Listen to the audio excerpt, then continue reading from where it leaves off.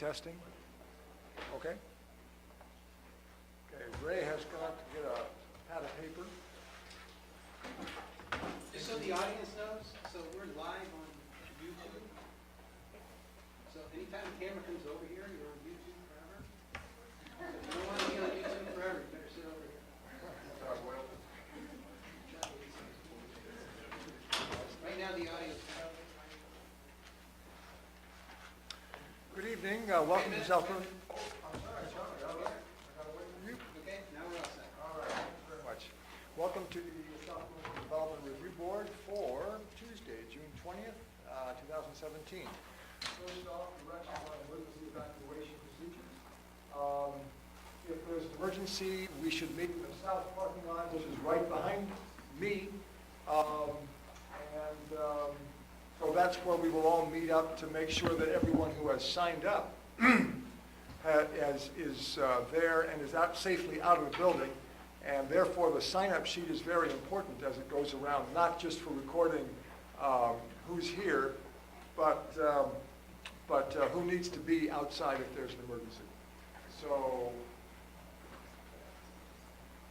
let's see, additions, deletions, changes in the order of agenda items. Are there any additions, changes, deletions? Hey, David? Good to see you. I know of none. Okay, comments and questions from the public not related to the agenda. Anyone have any comments or questions not related to the agenda? Hearing none. Announcements. Announcements. Anybody have any interesting announcements tonight? Hearing none. The budget is getting close. Matt was just telling us that the state budget is getting close. Site plan application, SP 17-35, the City of South Burlington to make changes to a public park consisting of installation of play structures and encroachment of bridges and gravel trails. And a Class 2 wetland and its associated buffer, installation of gravel wetlands to improve the quality of stormwater entering the existing wetlands at 30 Ivy Street. Who is here for the applicant? I am Ashley Parker.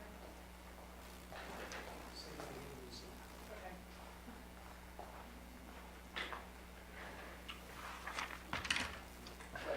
Application means swearing in, right? Yes. Okay, do you promise, please raise your right hand. Do you promise to tell the truth, whole truth, and nothing but the truth on the penalty of perjury? I do. Thank you very much. And please identify yourself again for the camera. My name is Ashley Parker, and I work for the City of South Burlington. Great. As you said, I am here today for your approval of installation of play structures, bridges over wetlands in the park, and the installation of gravel wetlands within the wetland buffer to improve water quality. So that is the gist of our application today. Yeah, so if you can step us through it, the different phases, the different elements of it, a couple of maps. Sure. So we have a series of trails that we are hoping to formalize that are currently existing within the park, but we're hoping to get rid of some. There are a bunch of footpaths that have been created that we want to just make it more formal and less footpaths. So we want to make that a more formalized network of trails, and some of those go in the buffer, some of the crossings, the bridges in particular. And we have a proposed multi-use path that will be for pedestrians and bicyclists on the western portion of the parcel. And that bridge will also be crossing a Class 3 wetland. And those are the trails and the bridge impacts. The gravel wetlands themselves are located on the eastern portion of the parcel, which is right at the end of Ivy Street. And basically, that structure is being proposed to capture and treat stormwater runoff that is currently not being captured and treated. There's an unnamed tributary that is running. It runs right through there, just to the east. As you come off of Ivy Street, there's the wetland A. That's a Class 2. There's a stream, it's not perennial, ephemeral. So that is what all the water runs right into there untreated. So that's what we're hoping to do, improve the water quality there. And then lastly, in the center of the park, we have proposed an area for some play equipment, some play structures. That will be an area just for children to have an outdoor environmental experience. Those are the basic elements of the park, and yeah, those are the basic elements of the park. So you've worked with all the committees, Bike and Ted, Parks and Rec? Yes, I presented to Natural Resources and Parks and Rec, and I believe we had presented to Bikes before I was here. Okay, you've seen the draft decision in the packet? Yes. Okay. Anything that you have questions on this week? No. Okay. Questions? I have no questions or comments. Board, questions or comments?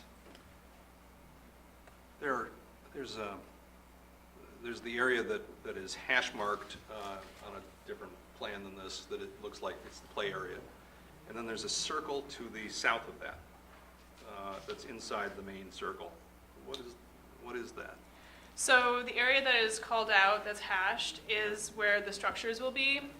The circle area that I believe you're referring to. Right at the south end of the circle. Yeah, that's a natural play area where there will be boulders and logs, just things for kids to play in the dirt and climb on and all that.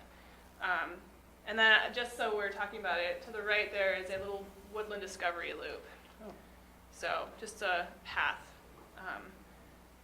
to have a little bit more fun. Nice. Thank you. Other comments and questions from the board? I'll just say I was in on the initial workshops, and it's nice to see it coming to fruition. So is this going to be accessed by Ivy, through Ivy? I mean, your park is Affordability parking? This is a non-destination park. We are keeping a handicap space at the end of Ivy. Currently, if you go there, there's a gravel turnaround, but the neighbors don't want a lot of parking, so that is left on the plan. The other access will be the multi-use path that ends at Barrett Street.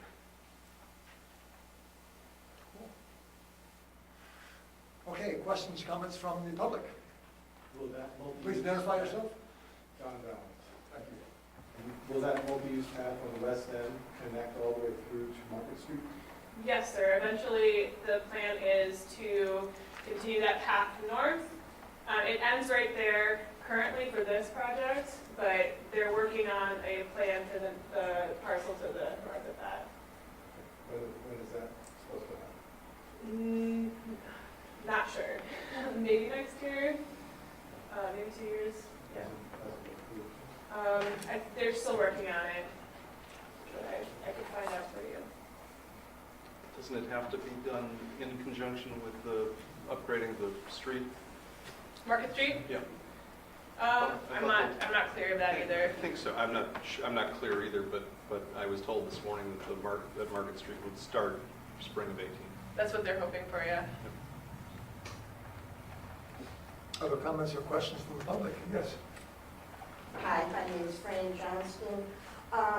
Timeline on the Barrett Street graveling. You mean the access? The access. Well, for the park itself, we are hoping for a late August, September construction. We would like to go to bid in the next couple of weeks. So that's pending permits and all of that. I basically can't support that.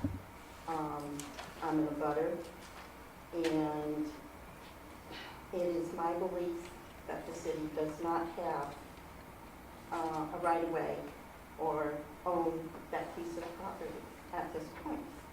And that it's also my contention that since I have lived there for 34 years, that I was never under any illusion that it would be anything other than a street there.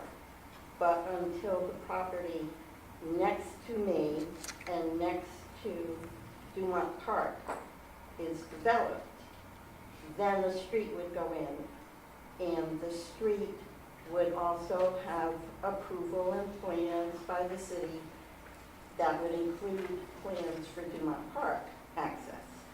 But until that street is put in, I really take exception with construction on a piece of property that the city doesn't own. I have a question.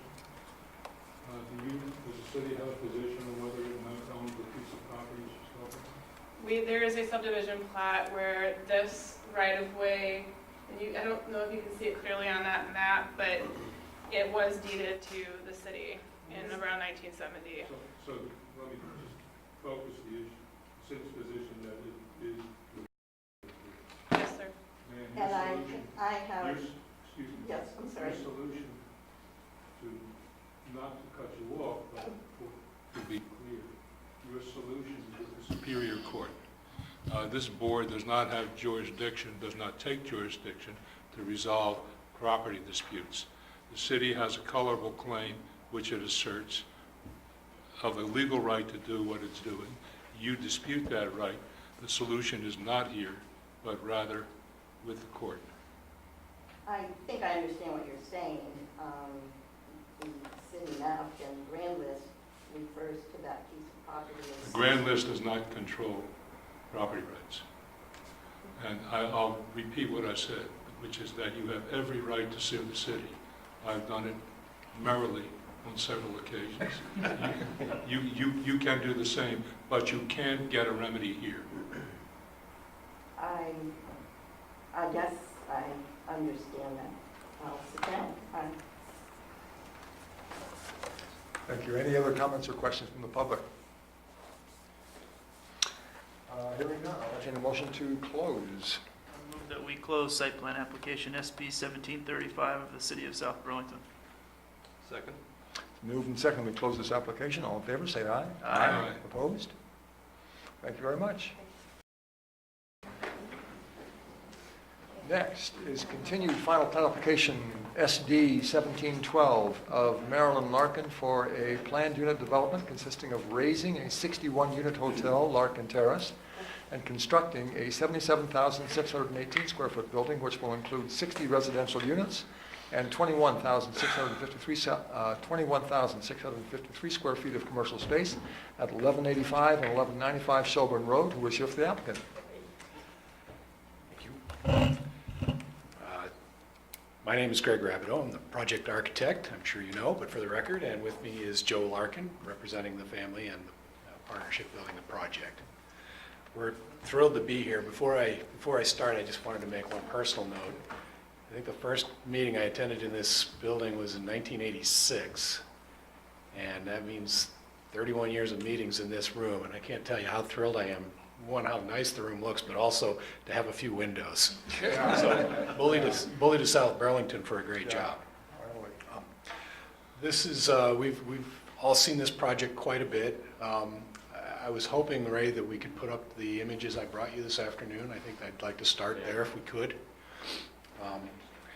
I don't intend to plow through every line of the staff comments, but I do think we should visit each of the redlined comments that are in the staff notes. But I'd like to just start by reminding board members and members of the audience what the project is. So really would like to see the rendering labeled Shelburne Road View. What is proposed is an L-shaped 4-story building with an underground parking garage. And the idea here is that we will tear down 61 units of existing housing that has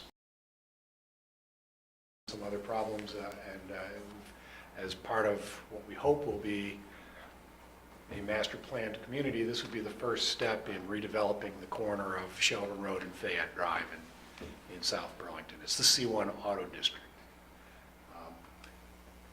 I think all the board members have been here for the whole process, so what we're happy to do is present the final version of the project, and we've spent a lot of time from preliminary plat to today focusing on the architecture and refining the building design. And so can we click through some of those other images? The one that says Shelburne Road View is the one I really want to show. That's the overview. No, that's not the one. I'm sorry. Go back to the list. I think maybe front view, just the front view one? Is that it? No? Okay, there we go. So the building is ground floor retail, commercial space. We'll spend some time this evening talking about what happens because those commercial spaces are not defined yet. And then the upper three, featuring 51 bedroom units and 10 two-bedroom units. The building's exterior is primarily brick masonry, siding, and a few other materials. The defining feature of the site is the tower you see here towards the center of the image.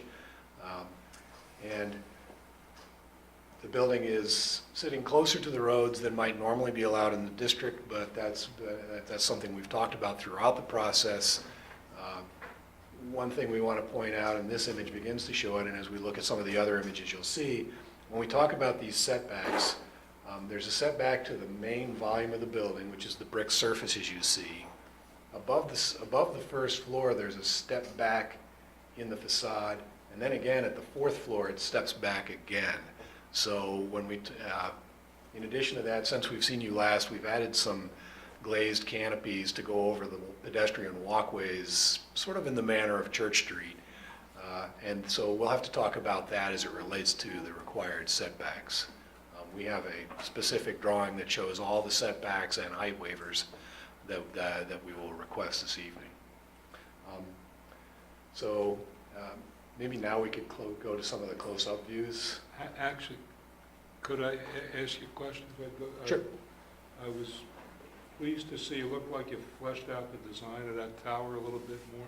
Is it good? Is that in fact a true rendering? It's not going to be open on the sides, it's going to be glassed in? It is. That is the final version as the applicant wishes to present it, yes. Is there any, is it still purely decorative, or is there some utility plan for the interior?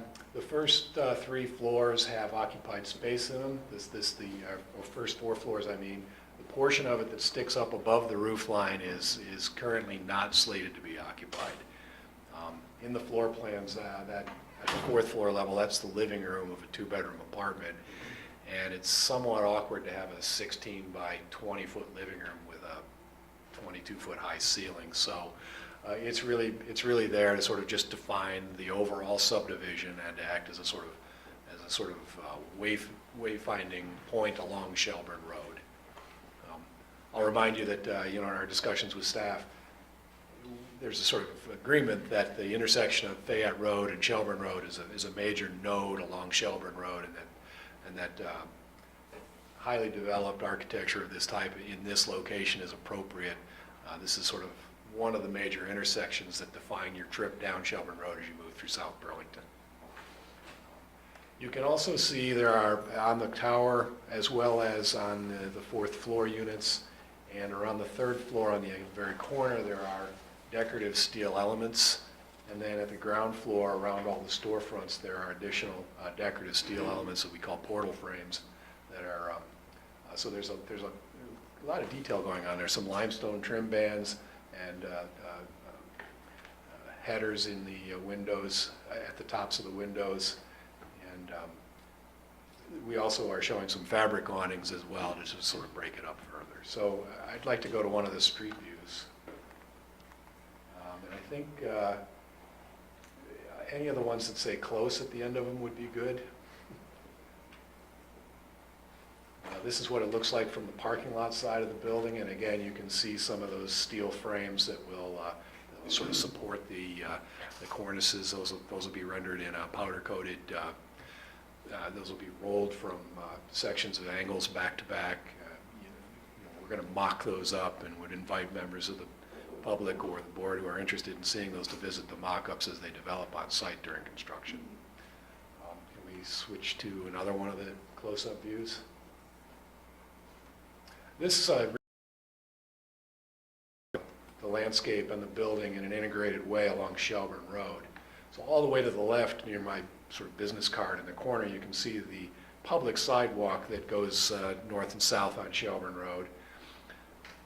Natural grade drops about 2 feet over the length of this leg of the project, and so what we're doing is we're coming in at the corner, staying at floor level close to the building. And that way we have accessibility, universal accessibility to all the storefronts without a bunch of individual ramps or other appurtenances. Because it's happening to keep people from falling off that edge. But you have a fairly wide pedestrian way immediately adjacent to the storefronts. You can see here as well the glazed canopy section sticking out over the entrances to the store.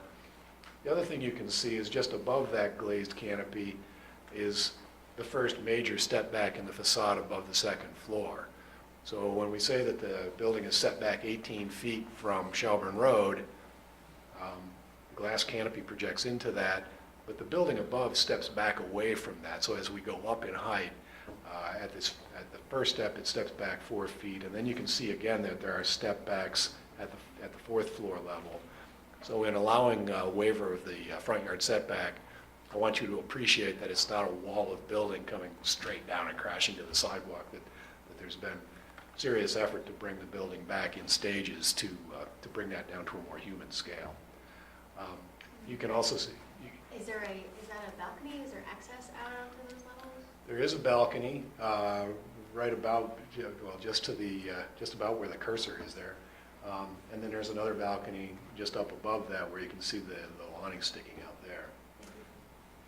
What's the dimension of the sidewalk, the walkable sidewalk in front? I'm going to ask Michael. Michael McCormick from Wagner Hudson Landscape Architecture, working on the site design with Greg. Alongside the building there, it varies depending on how those walls meet in, but at the narrowest point, it's 5 feet, and that's as wide as 7 feet in some areas. And then you have 8 feet of sidewalk from the 8-foot planting bed, and then 4 feet of buffer before you hit the curb. Thanks, Michael. Didn't want to screw that up. This view actually gives you a nice view of the steel portal frames I was talking about, just a little bit of extra detail around the window openings. It does several things for us, including giving us an anchoring point for those canopies, but just want to show you the level of detail that we're contemplating and executing this. There's a view of Fayette Road as well. Setbacks are a little bit different. It should be, this view is taken as if we were sort of down by the entrance to the project parking lot and looking back towards Shelburne Road. So that same pattern of steps is evident here. The numbers are a little bit different, and I have a display that will talk about that more specifically. And you can just see to the far right of the image the entrance going down into the underground parking garage. Craig, is that a soldier course right above the parking garage and the wrapping around? There is a continuous soldier course that joins the heads together at the top of the first floor. And then there's at the sill level of the second floor, there's a limestone banding. The final brick selections haven't been made, but we're thinking about a molded look brick, and one of the strong contenders is on the bricks we used over at the Homewood Suites. We've had good luck with the performance of that, and it's a nice soft look. But there is a second brick color for the corner piece in the tower, which it would be a darker browner brick, and that's part of that theme we've been talking about to try to break this up. You can see here that there are individual decks on some units. At the very top of this end of the building, there's a outside deck at the fourth floor looking towards the lake, and then in the corner of Shelburne Road, there's a second outdoor deck that looks towards the Shelburne Road.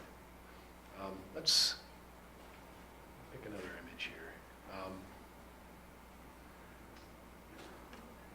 I guess the Shelburne Road view again.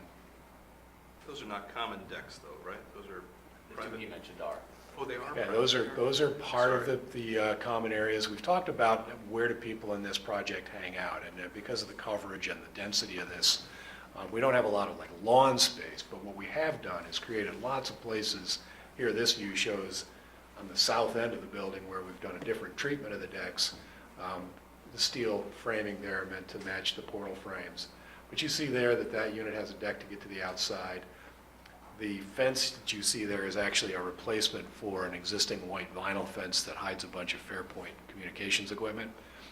unfortunately, we wanted to move it, but we found out that moving it would cost like $500,000 or something. So what we have offered to do is put a better looking fence around it. It's off the image here, but just to the left of that enclosure, there's an outdoor terrace that will service the restaurant use. And then you can sort of see that the whole streetscape is meant to be a place where people are and hang out. And hopefully we'll be back to you someday soon with future phases along Shelburne Road and a more fuller development of the rest of the parcel. This starts to set the themes for how that will all unfold. One thing I will mention is that the trees we show in this particular image are not elms, but it turns out the software we spent a lot of money on doesn't have a decent looking elm tree in it, so we are proposing elm trees per the landscaping plan. They live these days? I'm sorry? We don't have Dutch elm disease anymore? The Princeton elm species, that cultivar that was selected, has been bred to resist that disease. And we would love to encourage the replantation of elms. They're stately trees. The vase shape would really work well with this layout. At one time, Burlington was lined with elms.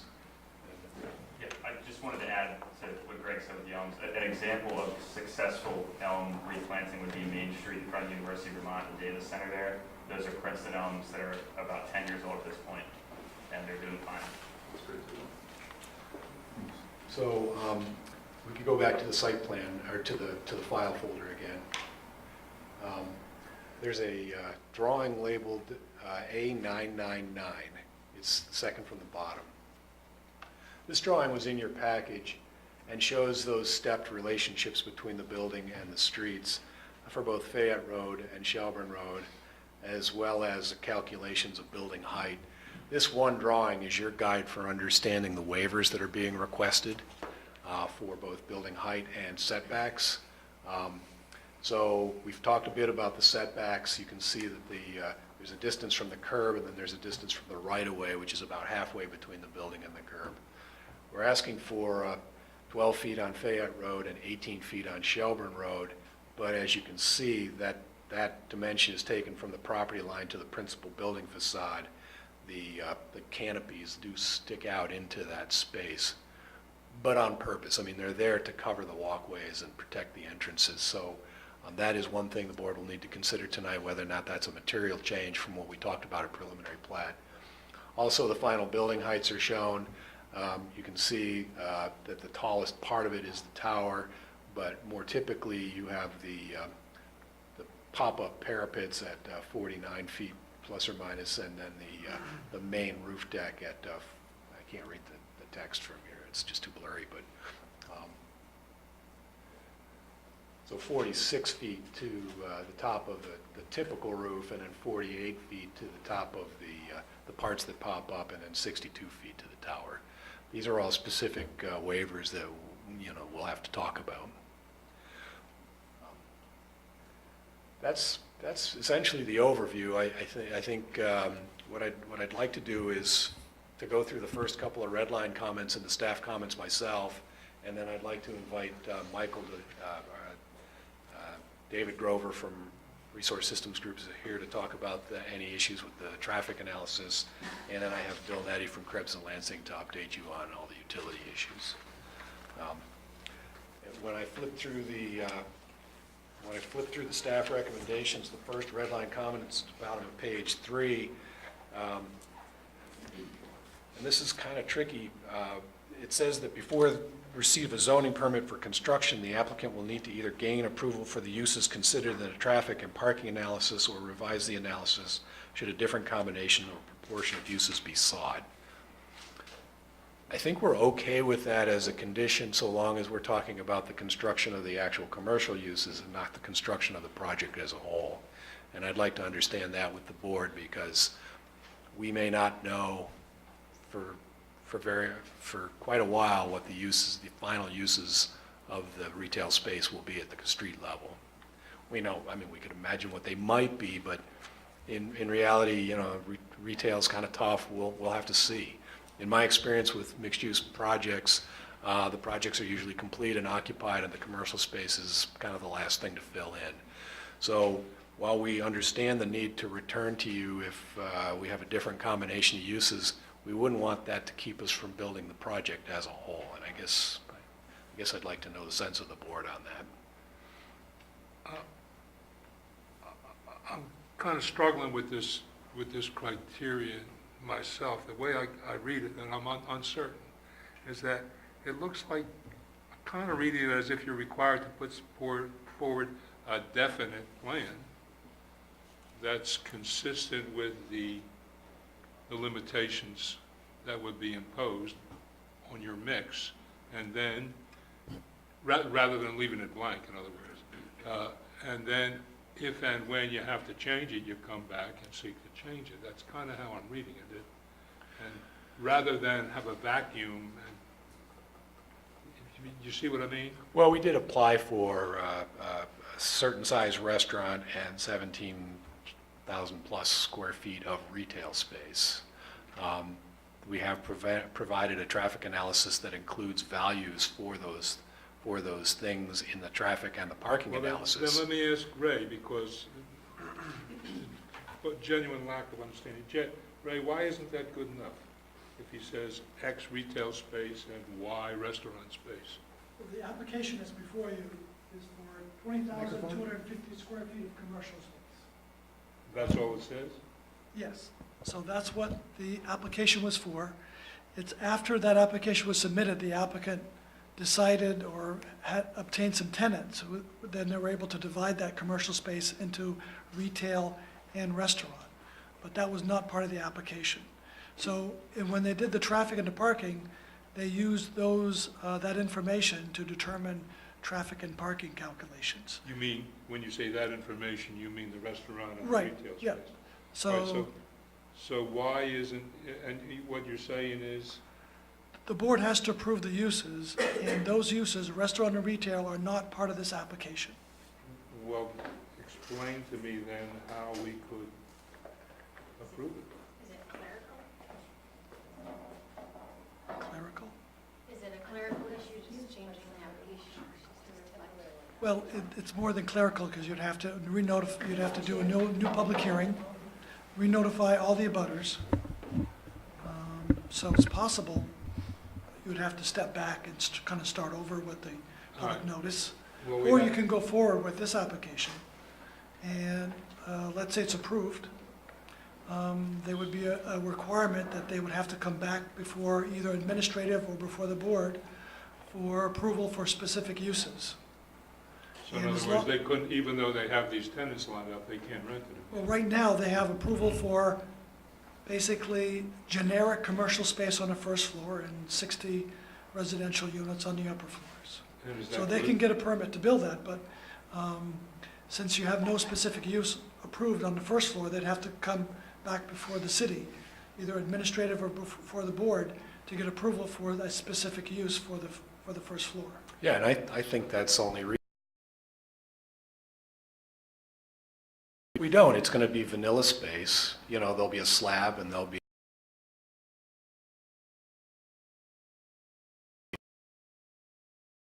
Interior walls? required to, bring the stairs down to the ground floor or five corners. I'm not arguing the practicality of what you're talking about. Right. I'm just, I think we take the application process as a whole. You brought to our attention that we needed to define these. We've done that to the extent that we can, and we accept that we're going to have to revisit that aspect of the project as it unfolds. so when you come back for that specific use application, is that an administrative process? It could be if there's no waivers requested or needed. Again, the board is going to be approving a traffic number, an upper limit traffic number, Right. and parking number.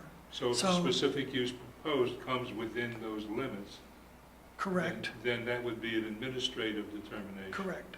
And if only he violates it, or he seeks to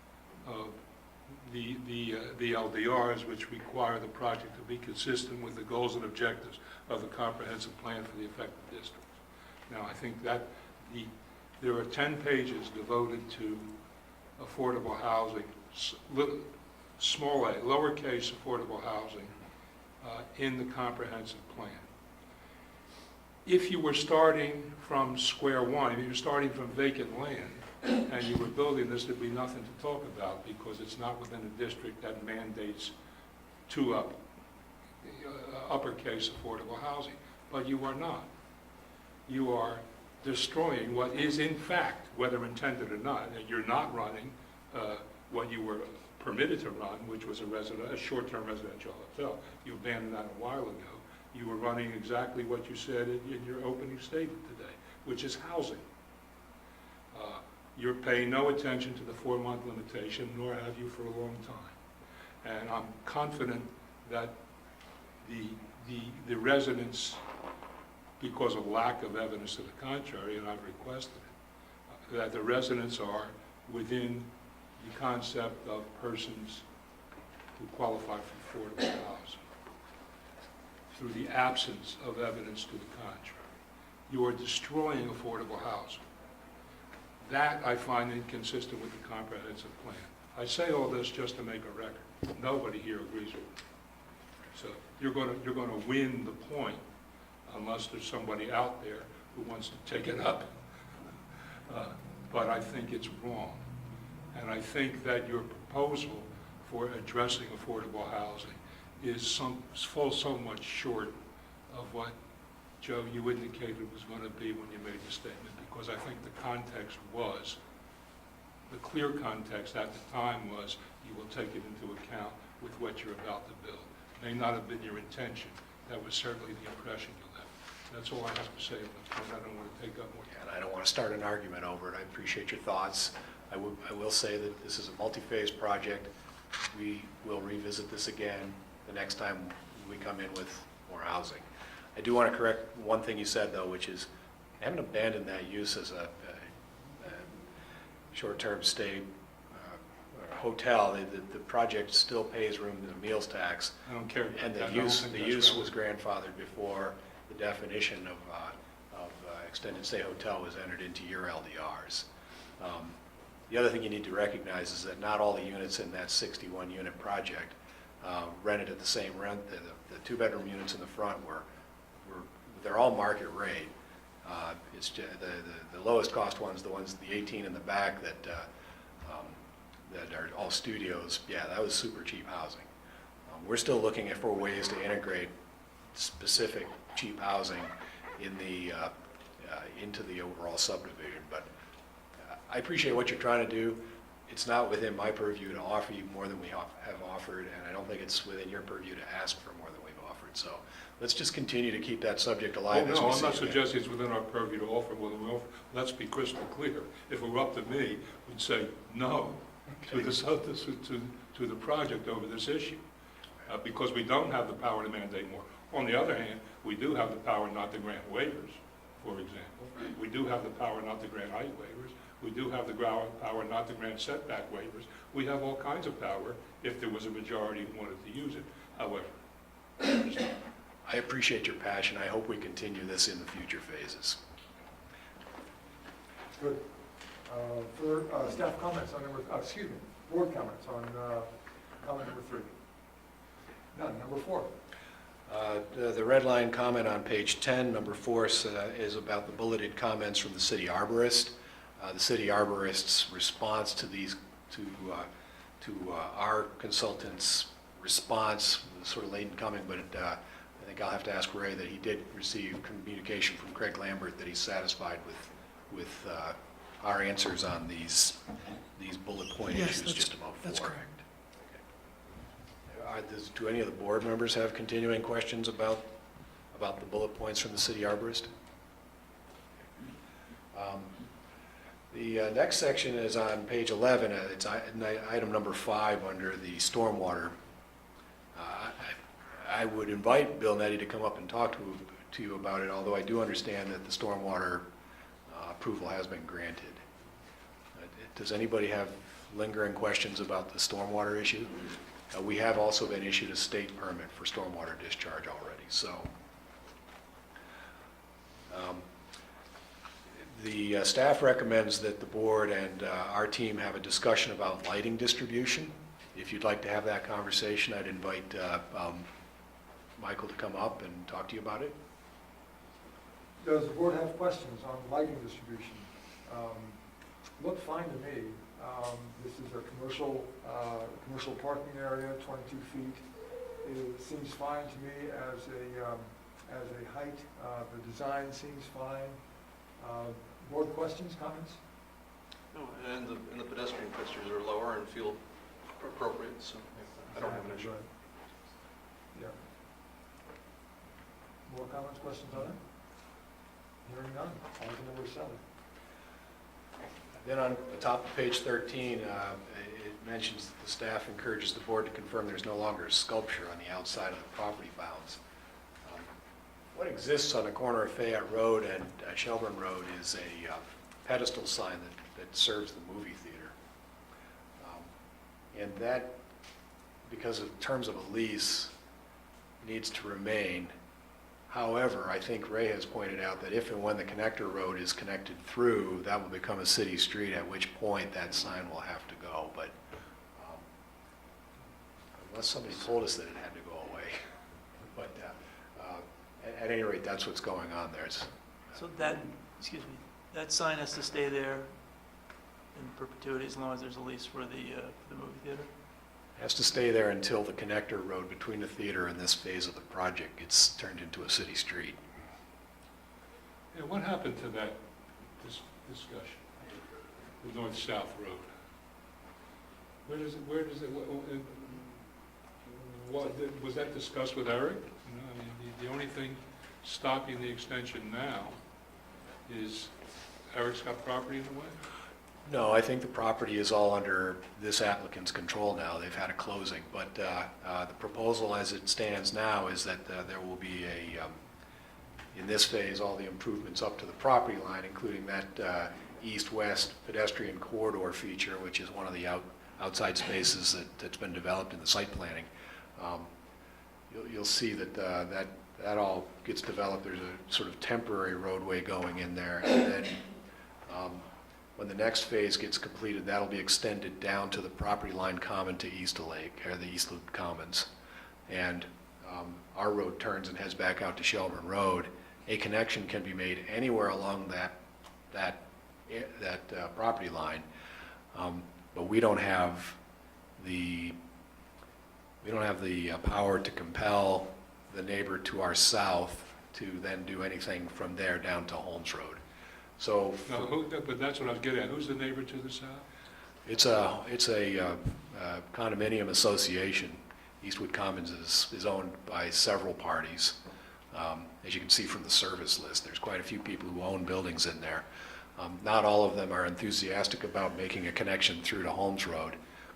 The practice has been that as applicants come in, that they provide their section of the right-of-way, which we're happy to do, and are showing on all our master plans and on our plans as you see them. So we'll get you 2 more parcels to the south, and then you're going to have to wrestle with those guys when they come in for something. That's how it works, I think. We've had testimony from the condominium association. I think it's maybe Lakeview Commons. Yeah, that could. Not to. If I'm misspeaking, I'm sorry. And no, not at all. And regarding the connection, but I think we're not to that point south yet. They spoke out. Against? Against, yeah, firmly against. Yeah, it has a substantial impact on their parking, and they can't afford to lose the spaces. So the prospect is we never get the north-south No. throughway to Holmes Road. Be patient. I mean, we put that first section in 2000, I believe, or something like that. So, I mean, by steps and steps, we'll get there. It took quite a while to connect Queen City Parkway through to, it took a while for the breach to happen behind Burger King, but we are committed to providing right-of-way to our southerly property boundary in support of that goal. and we'll do the hardscape improvement up to that edge as we develop each phase. We don't want to put the road surface in now because we think it'll get torn up during construction, but we are in agreement that we will give you that facility in furtherance of that goal, because we support it. Joe, you were going to say something? Well, no, I think that Greg summarized. I think that's right. Well, I would just add, while being sensitive to the fact that we, the neighbors at this moment, don't want to see that connection, so we're going to do what is required by us to do as we make progress. And we'll have to get this board. This is just one comment I'd have on that based on another application we've had recently. You mentioned the road sort of behind the Burger King there, so and how that ever continuing southern connection. And something we saw with that, as usage increases on that road, we had some folks from the Bike and Ped Committee that found as that traffic is increasing or is being redesigned through time, there wasn't enough room for either pedestrians or for cyclists to get through there. So just food for thought as that southern connection is formed. Yeah, and I also take note of the fact that the way we're developing our streetscape along Shelburne Road with those extra wide sidewalks was intentionally widened out to make it possible for that sharing to go on between bikes and pedestrians. I've seen that in Vancouver, for instance, and it's highly effective to have that sort of parallel track thing going on. That's all I see in the staff comments for red letter comments, but I will remind you that we do have our landscape architect, our traffic engineer, and our civil engineer with us this evening. If there are any things that anybody feels uncomfortable about, any questions you want to ask us regarding those technical aspects of the permit, they're here and they're happy to talk to you about it. Just one last thing before we get off the architecture side of it. I appreciate the movement of the tower feature from right on the corner, stepped back a little bit down Fayette. I appreciate that. It kind of takes it, it's not looming over Shelburne Road. Thank you. Happening. I think you've developed, you've obviously taken this to a whole new level, which is great, and it's a very handsome building. Thank you.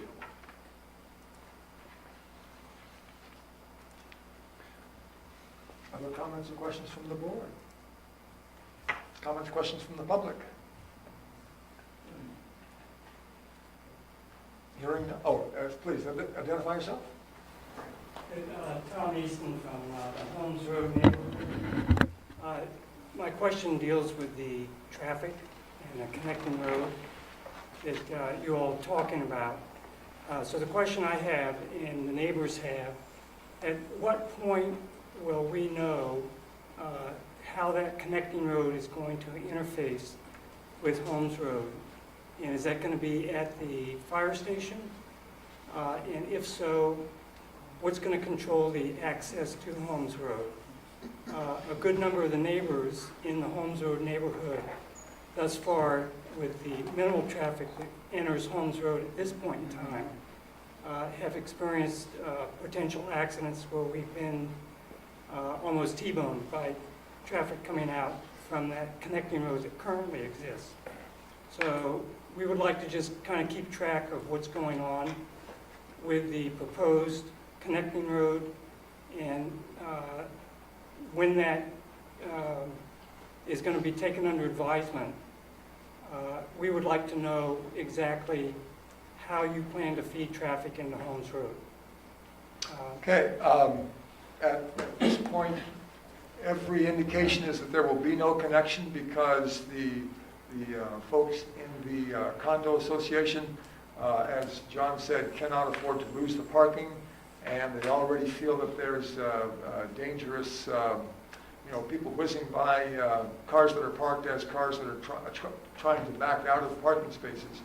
So it doesn't look, there's nothing on the plans now that I know of, and Ray is agreeing, there's nothing that we know that's gonna make any connection from what Joe and Ray are offering here.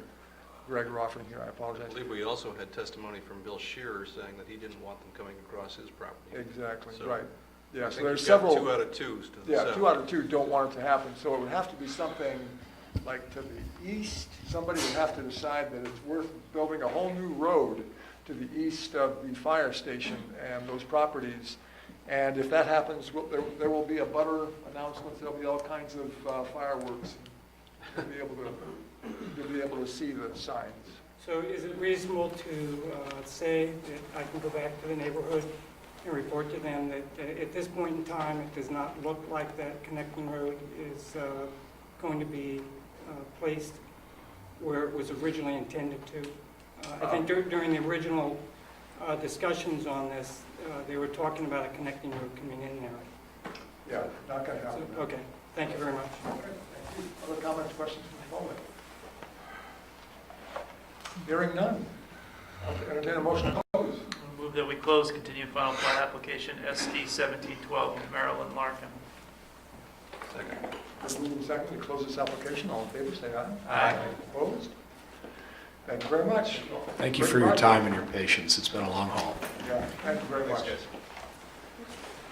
Next on the agenda, final application SD 17-13 of Joseph Levanway to subdivide a 53,697 square foot lot developed with a single family dwelling. Two lots of 37,500 square feet, lot number 1, and 16,197 square feet, lot number 2, at 1440 Heinsberg Road. Who is here for the applicant? My name is Joseph Levanway. Andy Rowe and Lemarone Dickinson. And this is final application, so we have to swear you in. Please raise your right hand. You promise to tell the truth, the whole truth, and nothing but the truth under penalty of perjury. I do. Yes, I Thank you very do. much. Do we have any conflicts of interest in this project? No? Okay, very good. Please describe the project.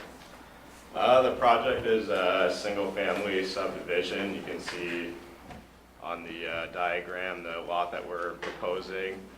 It's pretty small. It's around 1,200 square feet. It's set back 25 feet from Highland Terrace, which was requested in our previous meeting to coincide with the other housing on the right of the property. This is just a subdivision for my partner and I to have a place so we can assist our parents as they battle some health concerns in old age, to help them remain in their home for as long as possible during the next years and continue on the legacy of the family, I guess. So maybe 40 years from now, the grandkids can say, this is where Grandma and Grandpa used to live. Yeah, I mean, it's pretty straightforward. I don't know if you guys have any questions. We came last time and we made the necessary changes as far as the driveway. There was an issue in our previous meeting about a year ago in terms of the wastewater regarding my parents and their septic system, but they, as you can see from the proposal, they're going to be connecting to city wastewater as well. So there shouldn't be any concerns there. Oklahoma Panhandle, looks like. I do have a question, only because I wasn't here for the sketch plan. Why is lot 1 left as sort of like a flag lot configuration? Do you mean the lot ratio requirements? Okay. So With the length. no, but I mean, oh, I see. So if they basically squared off and just did a single subdivision line through the middle, it wouldn't meet the... Right, so we figured leave the existing lot non-complying, but at least the new lots would have to be complying. Okay. I'm sure it's something for our planning board to discuss, because that's kind of silly. Yeah. Yeah. Okay. Yeah. Can you make a note of that for the planning commission? Sure. That'd be great. Other questions, comments from the boards? It looks like a great subdivision to me. I'm glad it's going to work out. That we're able to create that little mechanism to get around where we need to go. Comments, questions? Okay, comments, questions from the public? Hearing none. I'll entertain a motion to close. I move that we close final plat application SD 1713 of Joseph Levanway.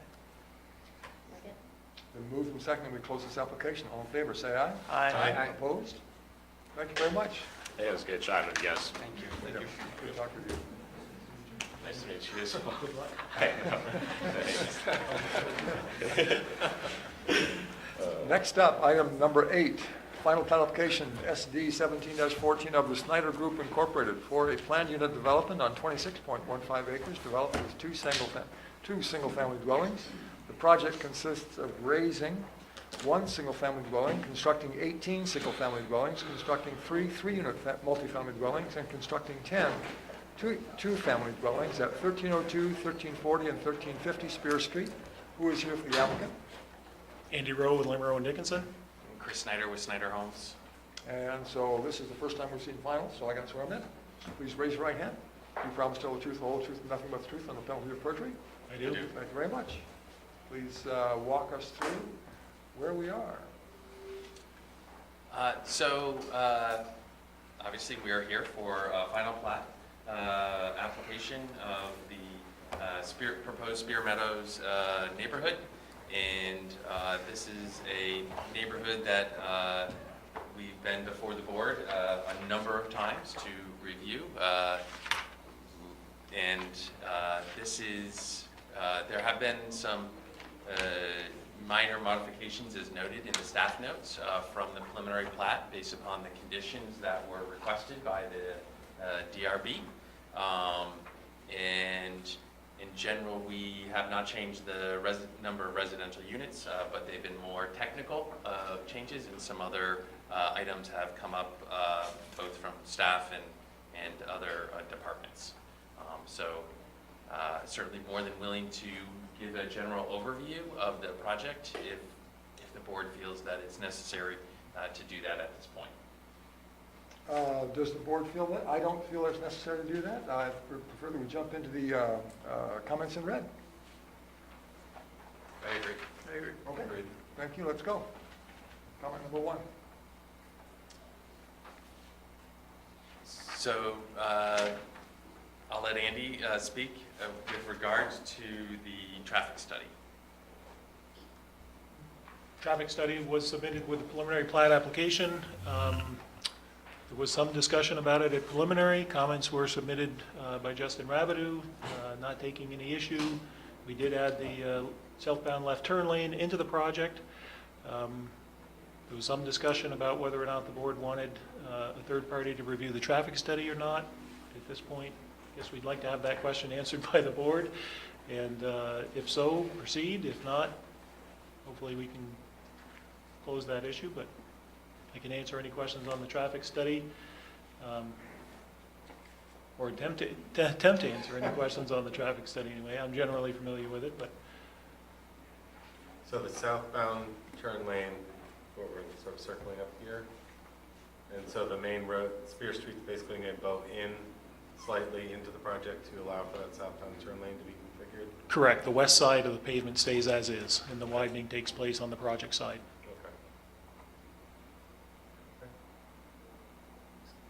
We've had the traffic study in our hands for many months, so I'm assuming the board is sufficiently familiar with it to make a determination as to whether we want to invoke technical review or not. I don't think it's necessary. Does anyone else oppose or have other ideas? I agree with you, Bill. I agree with you, Bill. I do too. Agreed? I don't. I remain of the view that they're putting additional pressure on Spear and Swift Street, and they ought to mitigate that in some fashion. And You don't think the southbound lane, left lane does it? I think I would like to see that refuted by an independent analysis. But you'll do as you wish.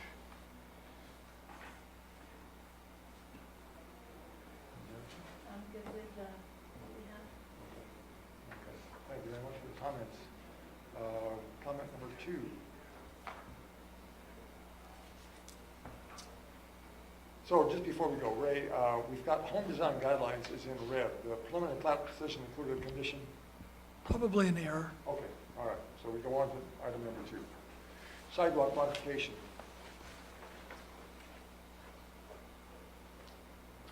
The staff had come back to us as they were preparing the staff report, and I think planning and zoning in consultation with the Department of Public Works for reviewing the project as a whole and looking both at what's required by the land development regulations, but also what the city would be responsible for on an ongoing basis, and asked the question whether the sidewalk along the west side of west side of Vale Drive is really necessary. And the applicant doesn't have an issue with removing that. One item we did talk about was maintaining this crossing down here in order to provide a direct connection to the gravel path leading to the park. We had some discussion with staff about how this intersection would be treated. Currently, it's proposed as a three-way stop here, as requested by Justin Rabideau, Public Works. With that being a three-way stop, it creates a condition that's conducive to pedestrians crossing there anyway.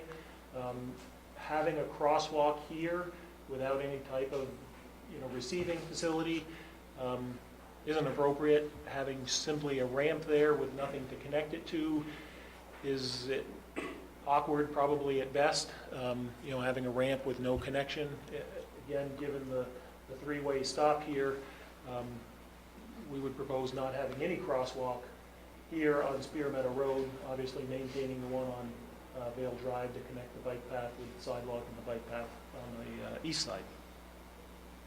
And you'd continue to have a three-way stop? Yes, the three-way stop wouldn't change. It would Slow traffic, so that's just be the elimination of the sidewalk on the east side as suggested by the two staff departments. You could argue that it Sorry, the west side. you could argue that only the northern chunk of Vale needs a stop sign. I'm not looking for traffic to go move faster, but I'm just saying. That was where we started, and when we met with we actually had one here, and on Spear Meadow Road, it was Justin's suggestion to go with a three-way, and Fine. Discussing the sidewalks, back to the sidewalks. Yeah, it's directly, it's impacted. They're saying that they're taking out the crosswalk, which is part of the sidewalk system. Yeah, And it's at the stop. But I'm not in favor of removing the sidewalk. I do not agree with the staff comment. That, first of all, obviously, the LDR doesn't require you to remove, it doesn't mandate there shall only be one sidewalk. This other sidewalk is a significant amenity for the project. How long is that sidewalk? Well, I think, As originally designed, how long is the sidewalk that Ray wants removed, or that staff wants removed? What's the rationale behind moving The it? cost of long-term maintenance. For the city? Doesn't create, when you weigh the benefit of that sidewalk and the long-term cost to the city, and it only serves 12 homes on the west side, that it was felt that it wasn't needed. And was this coming from Justin or from us? Somebody in the Paul city? I heard it first from Paul, I don't know where he got it from. Okay. and I think the discussion point was that there is a bike path along the eastern property line and a sidewalk. And so there's really two pathways for pedestrians to go. I would assume that. Yeah, so right now, there's two sidewalks and a rec path, which was the infrastructure proposed when this was like about a 90-unit project. And the number of units has been reduced down to 47, but the infrastructure basically hasn't changed. So we felt that maybe it's a little overkill, having two sidewalks on that street for only 47 total units and only 12 of them really benefiting from the sidewalk. yeah. Based on the norms of what we've approved in the past, this would be a one sidewalk Yeah. project. Yeah. I'm not saying you're not right. I mean, is two sidewalks nicer? Yeah, I'm sure it is for the residents. But we do need to think about the city's cost. As far as the count on the units, I would add the 14 or so that are down below. If those folks want to get to the park, it's somewhat awkward to go up Spear Meadow Road, cross over, go to Vale, and then cross to the park. Well, I guess I want to be clear about something. No one suggested we have the power to require the elimination of the sidewalk, do we? You're just talking about... It's not required. It's not required. The applicant offered it, and staff is suggesting that it be removed. Because it's not as necessary as it might have been when it was a 90-unit project. All right, as the developer, how do you feel about it? You rather save the money, or you rather have the amenity? Well, I think in terms of access to adjacent neighborhoods, Spear Street, and for the homeowners along that side of the road, there's an ability to walk across because they're the road to the bike path and to the sidewalk. I think from it's not just about cost savings. There's also, when you have a sidewalk relatively close to the front of the homes, it also, by not having the sidewalk, it provides more green space in area out in front of the home. So the way that those duplexes are configured, it would be living space that's directly adjacent to some of the sidewalks. So I didn't mean for you to feel like you had to defend the decision. I'm just asking you how you feel about it. Would you rather have the sidewalk or not? Our preference would be to eliminate the sidewalk as staff has recommended. I'm done. And how far would everywhere in the development on Three Meadow Road and the little little T road would also have just one sidewalk, or just that one area on there? No, Street A has a sidewalk on one side, Spear Meadow Road has the bike path on the north side, and the elimination of the sidewalk on the east side, the west side of Vale Drive would leave Vale Drive with a sidewalk on one side. Yeah. Right now, that's the only section that has two Oh, that's the only sidewalks section on that has either two side. sidewalks. Oh, okay, thank you, sorry. Yeah, and I think it's overkill. I mean, you basically have 3 north-south pedestrian movements within probably 150, 200 feet of each other. You have the rec path, bike path running along the eastern section of the property, and then you've got the 2 sidewalks. I think just keeping the one is more than adequate. Yeah, I'd agree. I mean, it's a straight road. It's not like your traffic's not going to be seen. It's narrower. I mean, I live in the neighborhood of 30 feet wide, pavement, and no one even uses the sidewalk, to be honest with you. It's you walk on the street. So I think one sidewalk is more than adequate. Plus, you've got the bike path and a large network of pedestrian movement on this property. Is the path on the north side of Spear Meadow bike path multi-use?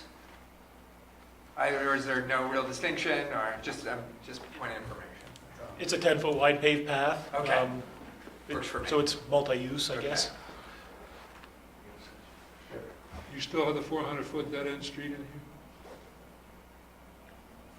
here? Or the in excess of 200-foot dead-end street in here? I want to double check the length before I... So it's about 350 feet to the end of the pavement. All right, well, More than 200. More than 250, correct. yeah, it's, Okay, more comments, board on question 2, or comment 2? We're none. Comment 3. You indicated agreement via email to do the following. Within the park, eliminate wetland buffers and moving a 100 by 150 area at the end of the gravel path to provide a 1/3 acre play area. So we're good there? We are. Okay, number 4. Could we just quickly, where are we talking about here? We have a pointer just to...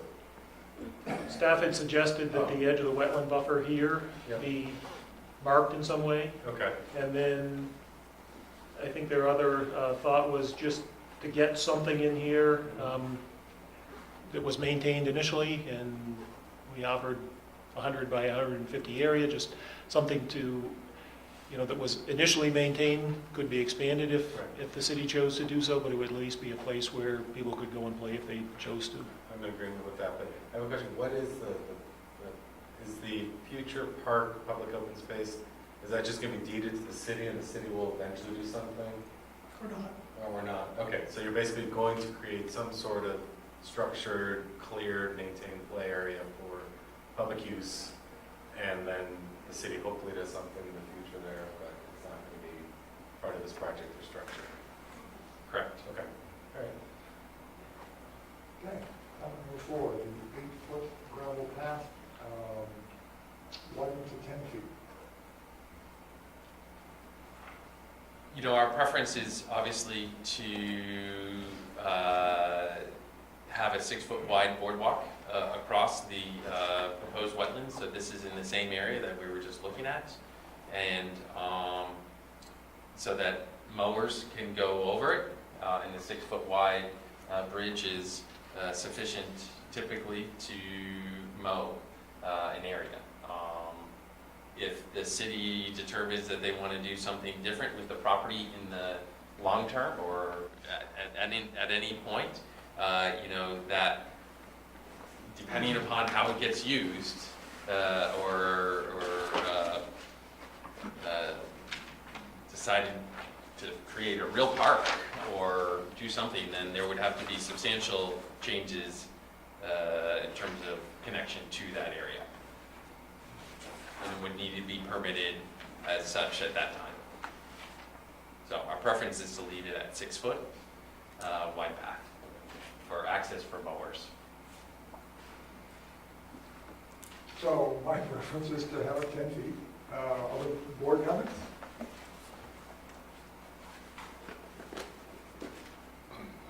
I concur in it, but I have a question about this park and the issue that came up before. How is the public supposed to have access to this park? So there's parking spaces, and then they can walk down the gravel walkway. Where are the parking spaces? Right there. Right where, All 4? yeah. Gotcha. More than the parking in Ivy Street. It's a neighborhood park. Yes, well, I understand our tolerance for the creation of private parks, on Ivy Street and here. It's not something that I think is a great idea, but just asking for whole spaces. There's also residences all around there that can be. That's right, as I said. Neighborhood park. Hopefully, a lot of people are going to take park. advantage of the paved path to get there and not need the use of those parking spaces. I beg your pardon? Hopefully, people will take advantage of the paved path and the sidewalks to get there and not need those parking spaces. Well, it's not like, never mind. We don't need a whole debate. The point is made. Other board members, how do you feel about the 10-foot versus 6-foot? I agree with you. Is the smaller version to have less impact theoretically on the wetland? Or I guess why are we discussing the 10-foot versus 6-foot? Well, the 10-foot will allow a pickup truck to traverse the wetland, to access the bulk of the park, in the event that the city wants to do something more than just mow the grass. Otherwise, the city has really no way of getting to the other side. And so, to make it usable, we feel the minimum of a 10-foot boardwalk, bridge, whatever, that'll support a pickup would be what we would use. Yeah, let's make it 10. I'm in favor of 10 feet. Basically, right now, we're creating a pedestrian access path to a little mowed grass area. If we want to do anything in the future that gets expanded and used, the city will have to put in the infrastructure to access it. So, yeah, I think it's 10 foot wide, and it's more than adequate for a mower or a pickup, and it allows for the city to expand its use in the future without having to replace that infrastructure. And the sidewalk went away. And the sidewalk went away. Thank you. Right.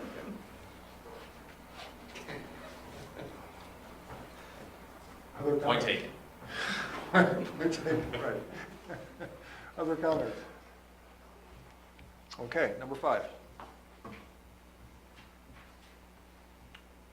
I don't think the applicant has any issue with the Exactly stormwater right. comments. Number 6. Foundation plantings to be selected by a list developed by the applicant, stated on the landscaping plan. Renderings of typical foundation plantings around a single-family home have been provided for the board's review. Should discuss this issue and determine whether this approach is acceptable. Looks fine to me. Comments? Especially from the design-oriented people?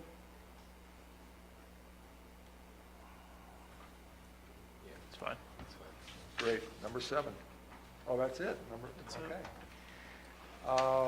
Other comments, questions from the board? Comments, questions from the public? Please identify yourself. Michael Sawtellis, my daughter Kathleen, she owns 1300 Spear Street. So I just wonder if we could point out where 1300 Spear Street is on her house. So it should be coming down from Swiss Street, heading south. And there's going to be a left turn lane, is that correct? Into this, they're going to knock down house 1302, that's the white dwelling there, they're going to knock that house down and put a road in there? No. No. What's going to happen to house 1302? Yeah, that's in Yes. So the existing house, which is located here, does get taken down.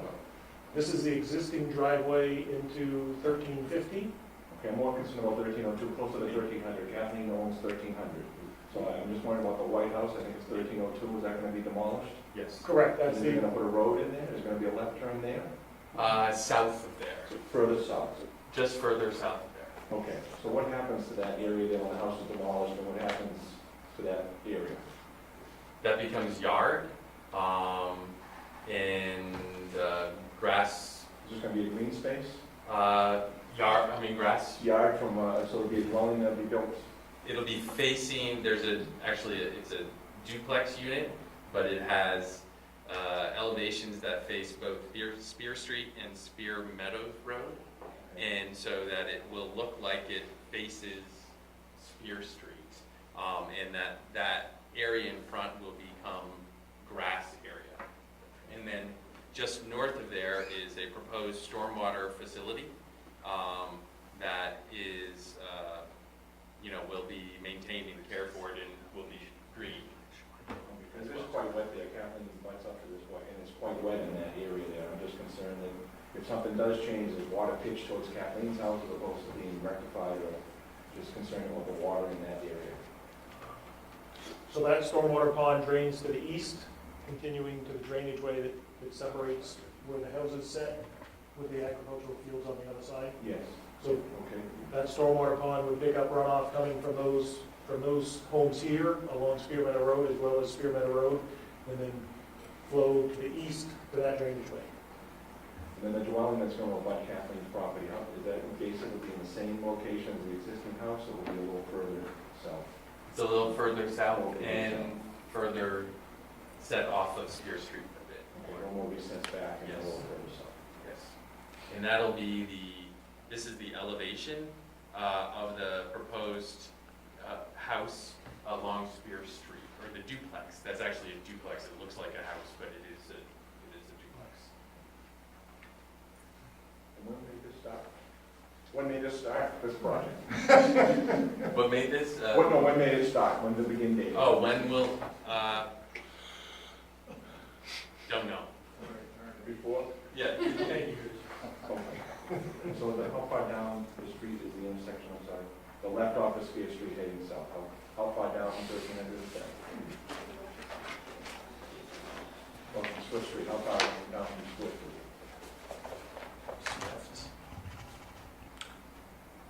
From Swiss Street, it's about almost 1,200 feet. Okay, and there'll be a left-hand turn lane into that? Yes.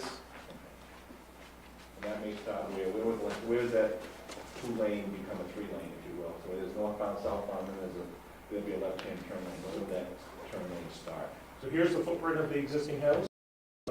There's the outline of the garage with the existing house, both which are coming down. Yes. There's the property line with a little bit of a treed hedgerow along it. Yes. There's, I think the driveway there is looped. So Yes. here's the two ends of the loop driveway. Yes. All the widening happens within the right-of-way. So the widening is just tapering back in there, the driveway aprons at both locations would be replaced, with all that work taking place within the city right-of-way for Spear Street. And then, so here's the existing house, here's Gary's Farrell's existing driveway. The new street is roughly halfway in between them. There's the existing driveway, here's the existing house. So Kathleen will not have to cut through 2 lanes of traffic to take her left? Correct. Okay. It's tapering right back to the center line at that driveway. Thank you, appreciate it, thanks very much. Thank you. Other comments from the public?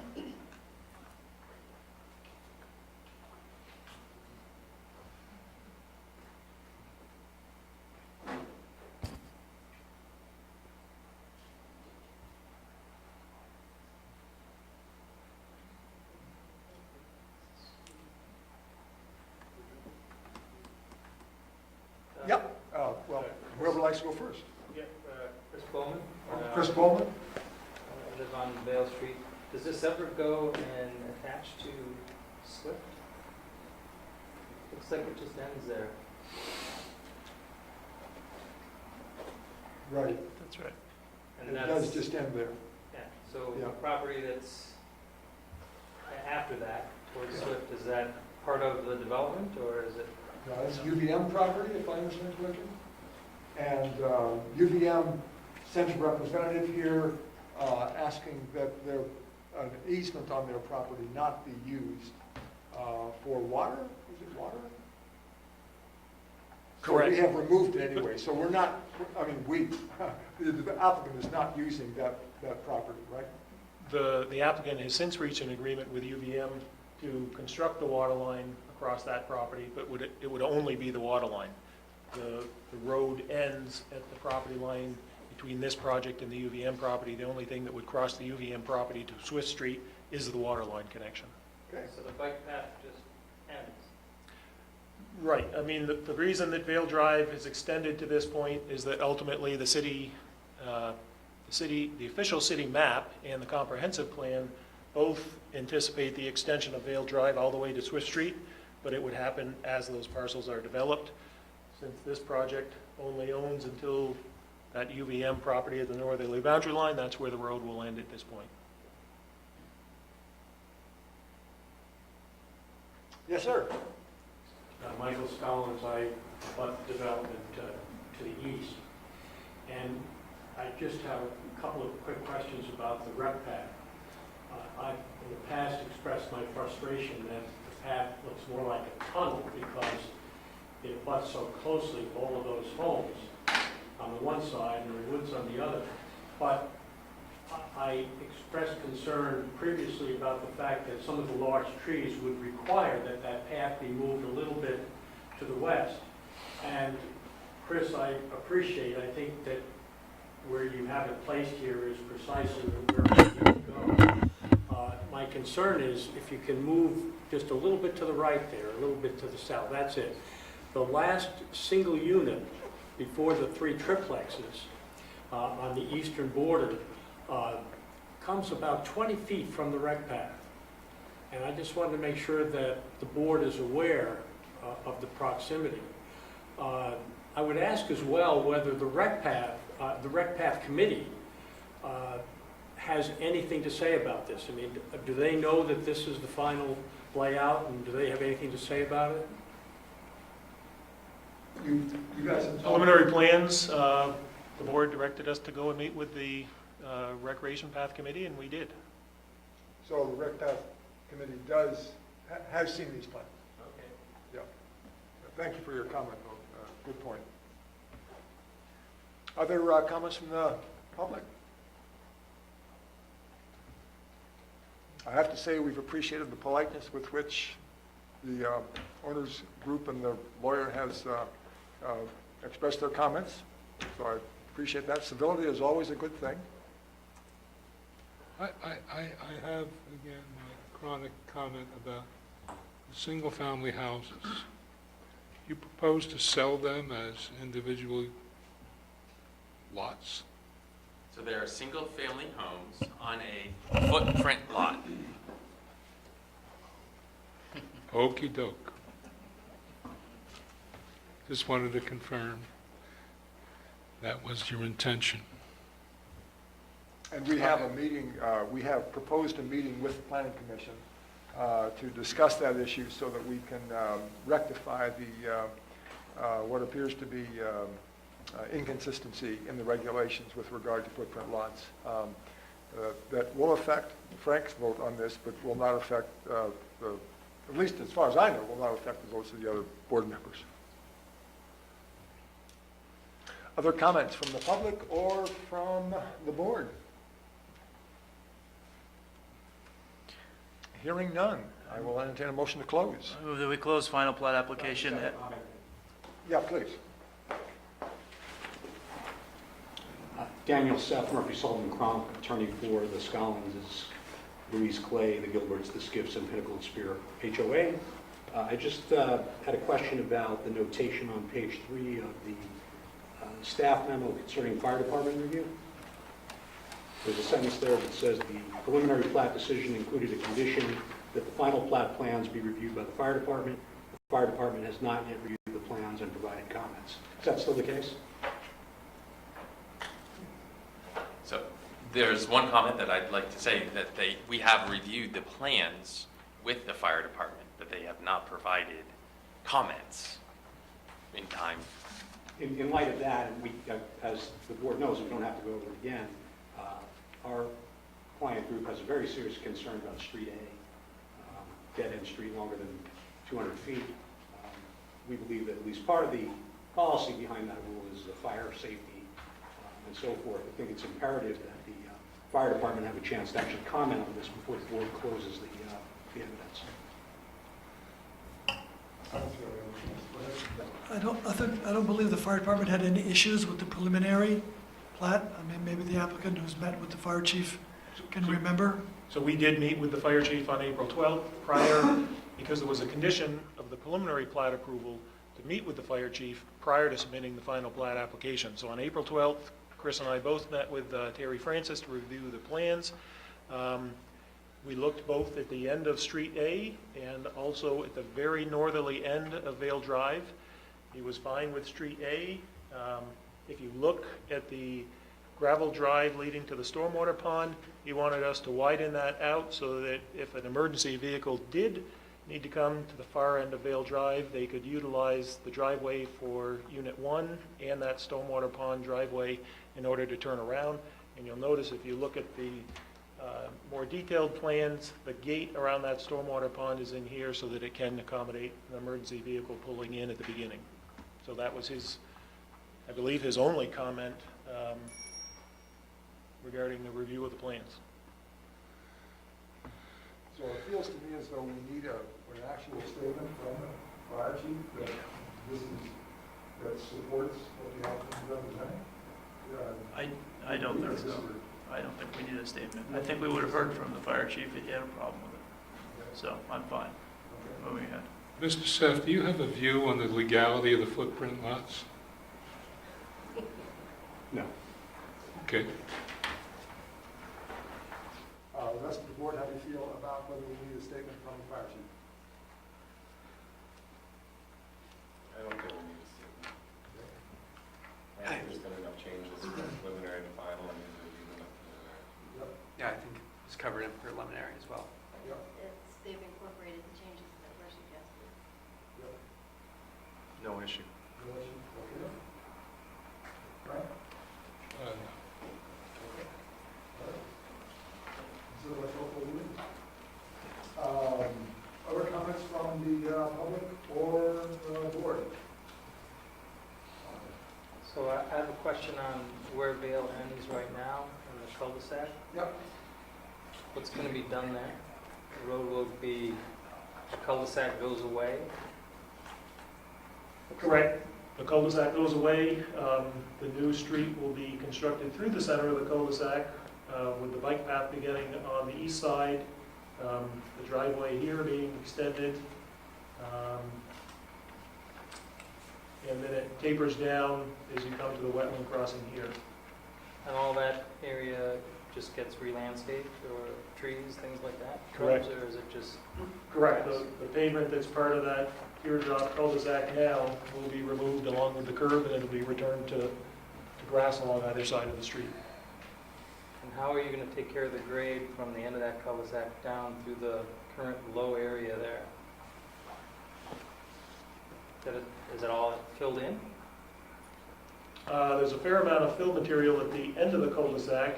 And it just drops off? It does drop off, so we start coming up, and then there's a high point about in here, and then the grade starts dropping gradually until you get to the corner by the driveway to the 3-unit buildings. So it's a steady grade from the center of that cul-de-sac, or maybe the end of the road there, sort of down to the lower area in the, around lot 54 or whatever that is, or lot 21? Correct.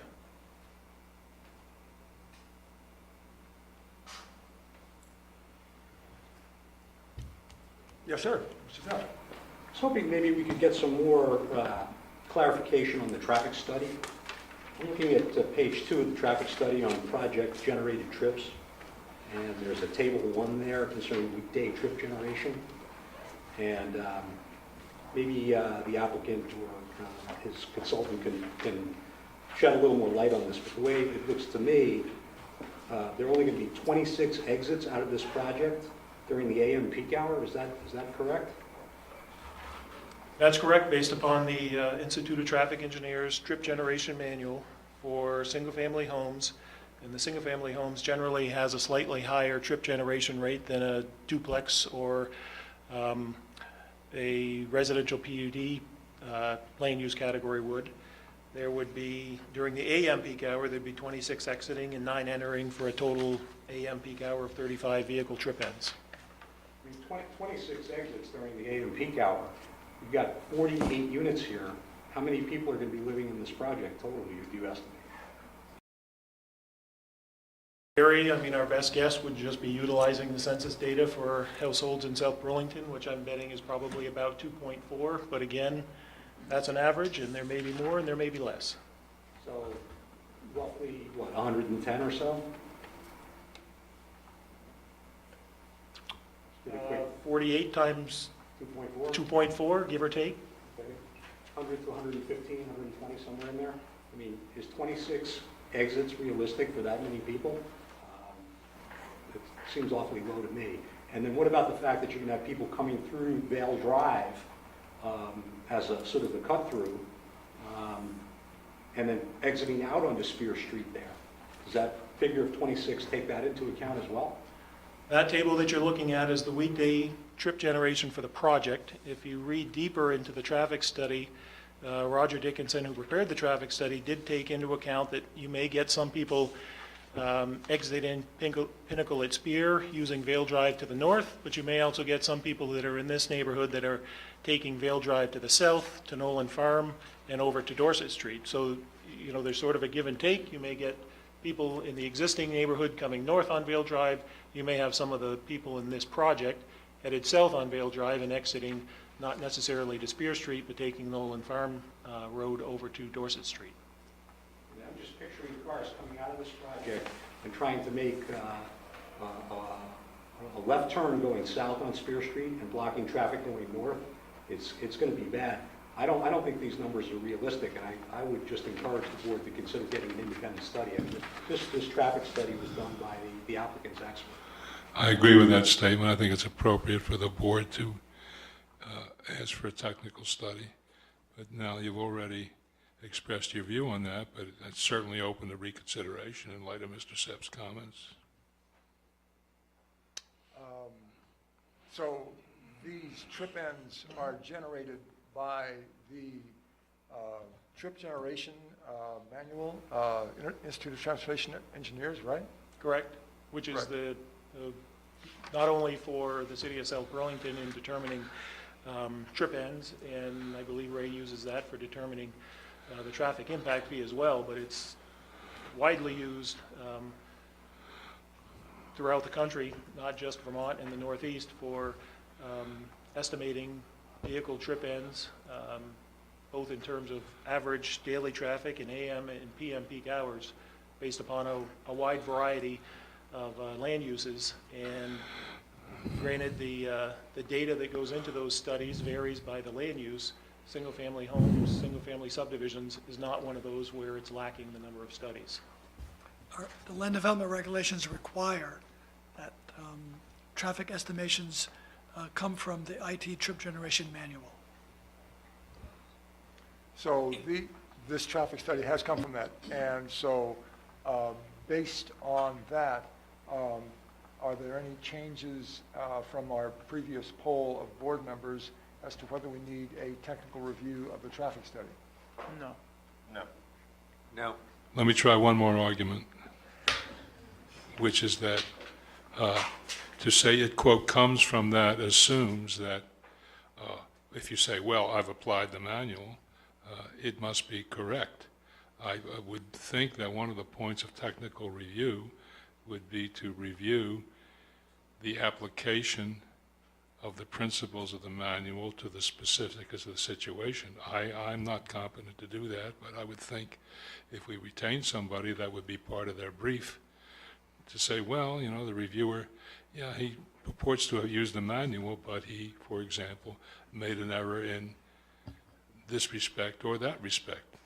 And Mr. Sepp has raised enough common sense question about the reliability of the results, and I have my own concerns about the impact on a particular intersection that I think it's warranted.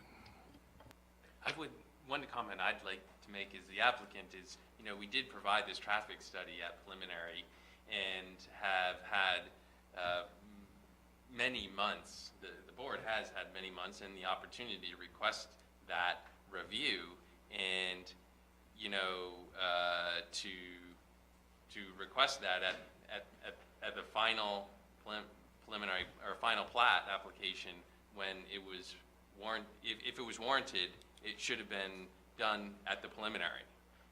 That's my only comment. But I also understand that yes, Lamro and Dickinson did complete the study, but these are technical components, and they have a responsibility to follow the procedures and the processes that are outlined in the manual. And so our expectation is what your expectation is that they follow the manual and the process and the calculations based upon that. So that I would just respond to your comments in that way. Well, So what we said at preliminary was it was most likely that at final we were going to request a technical review of traffic. So I don't know if you recall that or not, but that's exactly what we said we were going to do. At this point, it looks like we're agreeing that we don't have to do that. And as Ray points out, there has been an independent review of the traffic study by an engineer, namely Justin Rabideau. Justin has, you know, he says here, I reviewed the traffic study for the reference project submitted by L&D and supported findings with the exception and the southbound turn lane. So it has been reviewed by an engineer. It has been revised and tweaked several times. So I wind up agreeing with the rest of the board that we don't need the technical review of the traffic study. Frank, last comment? Said enough. Thanks. Yes. I guess as Just a second. So, go ahead. Oh, Bill Gilbert, 1400 Spear. My wife and I have lived there, I think, close to 30 years now. If this is the kind of engineering baseline they use, they should seriously consider changing it, because Spear Street is a broken street for an hour and a half, 2 hours a morning, several times during the year, often when the kids come back from college, so forth. The notion that 26, if it's only that, are going to be coming out of that development, some will turn left, some will turn right, presumably. We only have one car. I'm retired, okay? But I'm telling you, one car is a traffic jam several hours a year. I wouldn't say that's true this morning. I don't know. I wasn't out there this morning. I will be tomorrow, so I'll find out. But if the test hour is what I expect it would be, what, 8:30 to 9:30, 8 to 9, or 7 to 9, something like that. I don't think it'll just be 26 out of 48 dwelling units, but if those are the rules, those are the rules. 26 is a line of cars that you'll hear about, or the community will hear about, if that's the result, which apparently is the way you're going. I'd say that, I might argue, I guess, it's just an argument, but if the rules are set clearly what the standard will be, and if the study that they've got to use and the data they've got to use is set somehow in the rules, in the LDRs, then the review probably won't be very expensive. Because if all they had to do is pick those things and run it through a computer, then what's really to review? I don't know. But I do think that my experience is that the city is in the midst of a failing intersection at this end of Spear Street.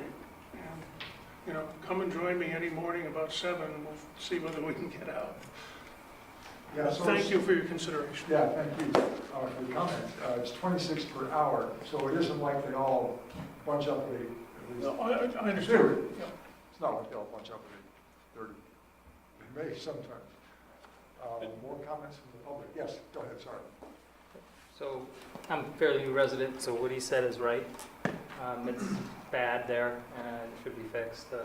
I think in reference to the study, I don't know how you could look at a study independent of the fact that you're opening up a whole new entryway of traffic from other neighboring areas, and it's very rational to just see the cut through that's going to take place. So people will cut off the entire corner of Nolan Farms and go into that road and add to that. So it seems to me that the study was just done on, there's a new 47 homes here. Not, there's actually also a new way to cut through for 50, 60, 70, 100 other homes. Why did you refer to that? Right, that was addressed in the traffic study. As I said, not all of the traffic from this particular project will exit onto Spear Street via Spear Meadow Road. Some, if you happen to work in Heinsberg, for example, may choose to go south on Vale Drive over to Dorset Street and go south on Dorset Street. It'll work both ways. I know that I wasn't involved early on in all of the phases, or all of the various sketches that the DRB looked at, but I know that one thing that the board was concerned about was the cut-through potential and traffic calming measures on Vale Drive. Hence the very narrow cross-section, not only for the wetland crossing, but also the traffic calming result with the north end of the cul-de-sac and on Spear Meadow Road, as well as the tight corner here, the slightly undulating nature of Vale Drive headed north, and the three-way stop here. I think all of those things taken together, if I was headed south, you know, I'm not sure that that is necessarily going to be a very attractive cut-through. Going back to the weekday trip generation, as Mr. Miller pointed out, that's 26 vehicles exiting in the peak hour. Some people are going to leave for work earlier, some people are going to leave for work later, some people might work second or third shift and not leave in the morning at all. If you look at the PM peak hour, that's a little more traditional in people arriving home. The PM peak hour, total vehicle trips per hour, entering and exiting the project during that time is 52, which is generally more consistent with the total number of homes. It's more a one-for-one comparison. The AM generally runs lower.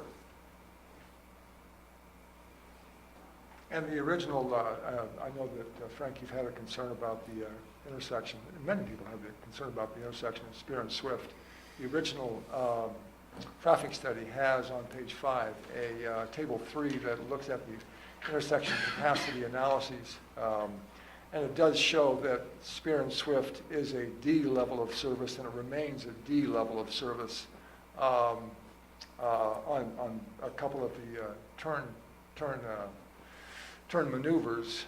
Spear and Allen is the worst. There is a C level of service, and it remains a C level of service after build. So I think that the traffic study has taken into account both the impact at Spear Meadow, but also the impact nearby intersections that are really a problem. And my wife and I walk at Spear and Swift often, and we've got to get that strange little light, the little flashy light fixed, because Yeah, it says it you doesn't can work, go, I know. but, yeah, Yeah. it says you can go, but across you better not go. I ran across that yesterday. Yeah. Well, Bill, what I hear you saying is essentially seconding what everyone who has actual empirical experience with that intersection knows. And what I'd like to emphasize is that, first of all, let me say, I don't intend to be disrespectful of this standard, this ABCDE stuff, and the whole, I forget what the manual was called when I did Champlain Parkway. I was intimately familiar with it.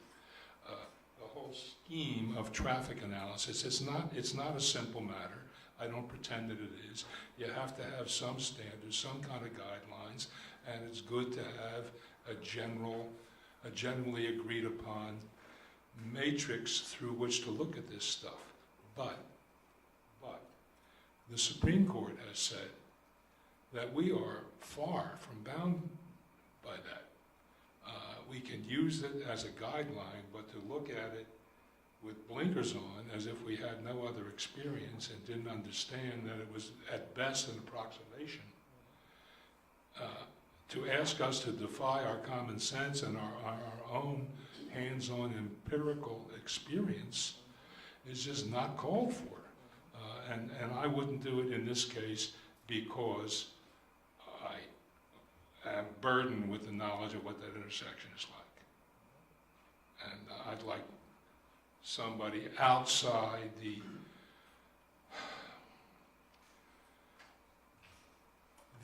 general milieu of South Burlington development review to be taking a look at the thing independently.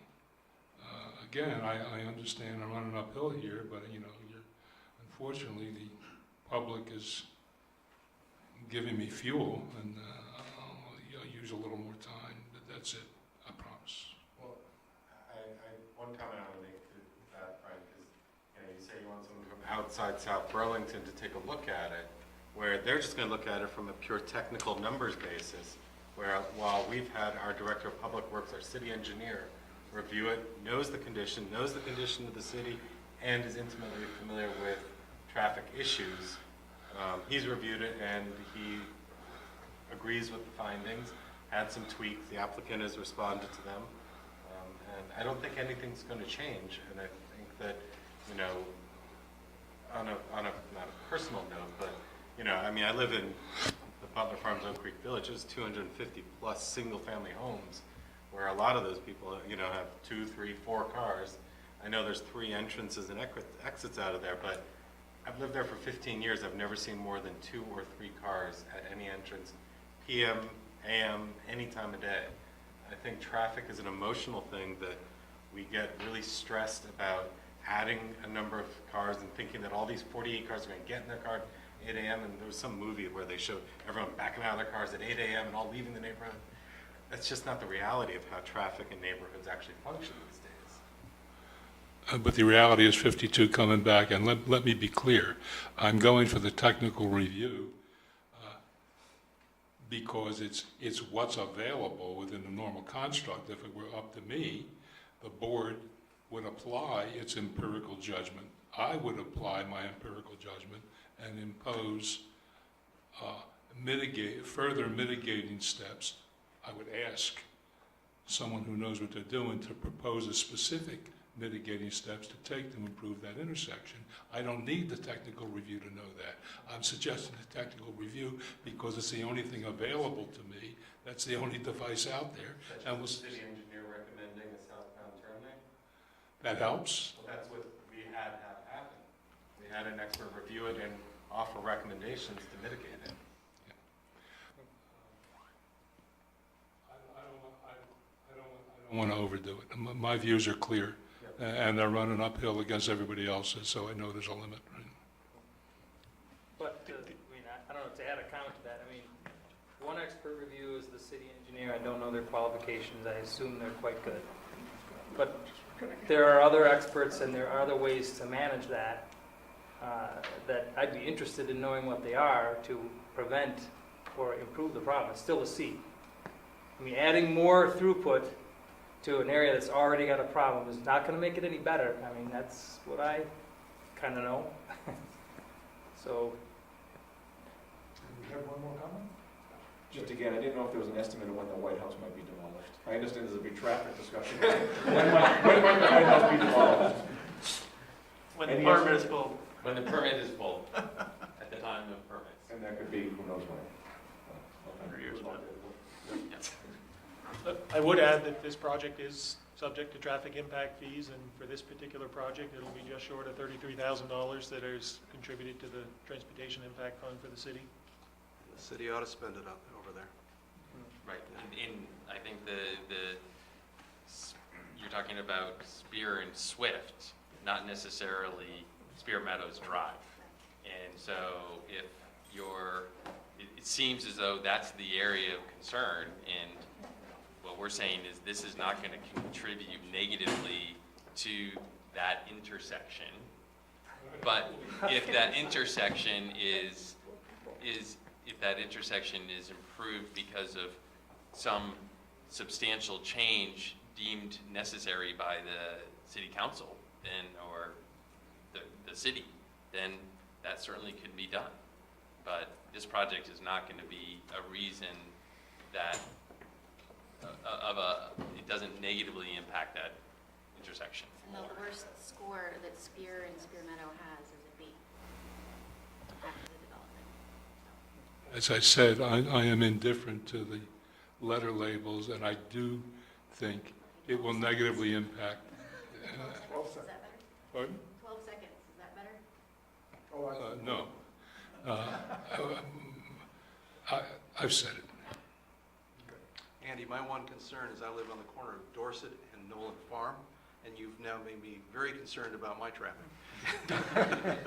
That's not fair. I have lots of concerns, but you've added to them now. Apparently, everybody's coming past my house. If I may, I will call for a close. I move that we close final plat application SD 1714 of the Snyder Group Incorporated. Second.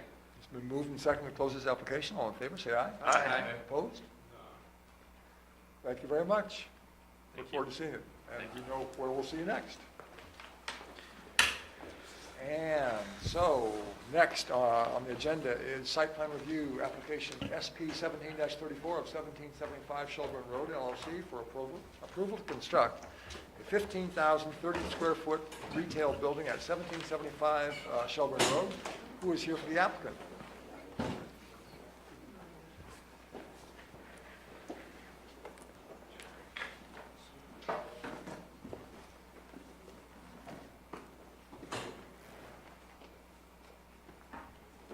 For the applicant, I'm Dave Marshall from Civil Engineering Associates. Andrew Castleman from ADA Architects. Justin Dextrator with Redstone, the current lot owner. Great, thanks very much. Site plan application, so I'll need to swear you in. Please raise your right hand. Do you promise to tell the truth, the whole truth, and nothing but the truth on the penalty of perjury? I do. Thank you very much. Appreciate it. Please describe the project. Oh, first of all, conflicts of interest. Does anyone have a conflict of interest with the applicant? We do a lot of work that's sort of side by side with Redstone, but I don't have any issues. Hearing none. Proceed, please. Thanks. Very good. The existing, let's not do the. What do you want? Mark, can we do the first one? Existing conditions, would that be the color? One more, there you go. All right. So this will help everybody understand generally the existing conditions that surround the lot of interest as part of the application before the board. This is existing 2.2 acre parcel that previously, in his previous life, served as a laydown area and construction management area for the reconstruction of Route 7 in South Burlington. So that was since restored, all the gravel was taken out and smoothed out, and you can still see the remnants of the flat open area. Across from the Larkin Hotel, I forget the exact name, but there's two of them in this particular vicinity. This is the Auto House, and then this is the Oil and Go. On this particular side, this is the Pool and Auto for orientation purposes in regards to where this particular lot is. So This lot gently slopes from Route 7 out in the westerly direction. This is actually Potash Brook that runs through this particular portion just off property, but nonetheless, there is a top of bank that generally is located along this particular vicinity in relationship to the brook itself. The property itself sits all above and outside of that top of bank area, so it's nice in regards to avoiding many of the other setback issues that are associated with the Potash Brook riparian corridor. You do mean Bartlett Brook, don't you? Yes. Okay. Thank you. Wrong part of the city. Yep. I'm back now. Okay, Mark, we can go to the next one. This is just the parcel map that was developed for the Agency of Transportation that identifies, in this particular case, it's been rotated. North is to the right in this particular one, just like identifies the abutters and the legal limits of this particular parcel. So now we can go to the next slide. And here, this is actually the topographical survey of the existing conditions. And again, this shows the general sloping nature from east to west of the parcel. There is, you can see the contour lines a little bit closer together here based on the fill as part of the construction of Route 7, a little bit more of a drop-off right adjacent to the sidewalk of Route 7. These are the existing street trees, both on between the sidewalk and the curb line. There's trees, and then there's a second set of trees that exist out there today. And now, Mark, we can go to the next one. And now we've applied the proposed conditions in regards to on top of the existing conditions, where this is approximately a 15,000 square foot building. This is the parking. This is the access that's been approved by VTrans as part of the means of moving into the site and around. We basically have a number of access aisles here. As far as deliveries to this particular facility, this particular access and this particular turnaround area has been sized for the 53-foot trailers. Unfortunately, those trailers have created larger requirements as far as impervious areas, but nonetheless, in order to basically facilitate movements in and out of the property, these are the three legs that we often are used to talking about. Usually they're much smaller for emergency vehicles, but for the particular trailers, this is basically the layout. As far as stormwater management, again, as the facility or the land sloped from east to west, ultimately we were able to collect all of those drops of water and manage them in this particular location. We have received some comments from the stormwater utility. We'll get into that a little bit later in regards to how we are going to address those particular recommendations. Other things of interest in regards to staff comments is the existing sidewalk that's on both sides of Route 7, but in this particular case, in order to basically move pedestrians from the sidewalk into the site, remember we talked about the fact that the site slopes from Route 7 in the westerly direction, and there's a larger amount of elevation change here. We basically have an ADA compliant ramp, concrete surface. Basically, it's a walkway. It basically runs from the sidewalk out and back into the building, where we have the bicycle parking component as well as the main entrances in the building, both on this particular side facing Route 7 as well as secondary, or a second entrance, I should say, that basically is closer to the handicap parking. This will be another discussion point as far as the staff report. So that being that's a very, excuse me, quick summary of the application that is pending before the board. Okay. Assuming that the board has no questions or comments from the overview standpoint, is it okay to dive into the staff comments? Okay. Number one. So number one, actually, we get a chance to go back to that same site plan, Mark, if we may, where staff has recommended that there be a stairway that connects this particular point to the lower elevation component. So in addition to the ramp, that there be a stairway. In this particular case, we looked at the stairway early on in the project, even before staff comments came up. And we just felt that based on the anticipated traffic levels, that this particular orientation would serve both pedestrians and bicyclists moving back and forth, that this particular route is, as part of the landscaping plan, planted out. So what we're trying to do at the same time was minimize the likelihood of somebody wanting to just cut right through. The other thing that basically is associated with this particular proposed use is that it sells a lot of heavier type of equipment as part of the use, so we're not sure just how many bicycles and pedestrians will be moving through this particular area. As much as we want to promote it, we also want to be real in regards to what's happening here. In the future, this could change. I'm sorry to interrupt. Harbor Freight is tools for contractors. That's correct. So everyone's coming in a van or a truck, pretty much. More than likely. Yeah. So what we wanted to basically, just picking up on that point, is that we feel that this particular ramp will do the job for the amount of pedestrian load that is likely going to be accessing the site. You know, the thing is, we're not approving a specific tenant, we approve a retail use. That's correct. So, you know, if in the future it changes or something like that. So I think, while I agree the logistics of the majority of people coming are going to be coming in a, you know, pickup or, you know, or a van. Right. I look at this and I just kind of, the notion of having the sidewalk that goes all the way up and all the way down, which is required, obviously, by state law.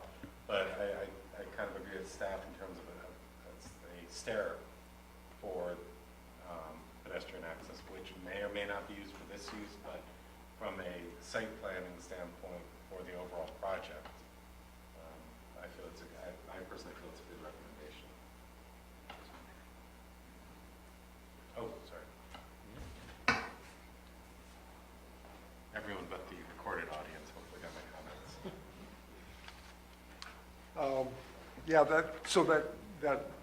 I agree with Mark. We are approving for a general use, not a specific use, and so we would prefer, I think I at least agree with staff that we would like to see something that will serve a longer term, several use, multi-use function. Understood. That's just two of us, other board members? No, I agree. Yeah, that makes sense. Good. Very good. Good. Well Appreciate done. it. Thank you. Next, number 2.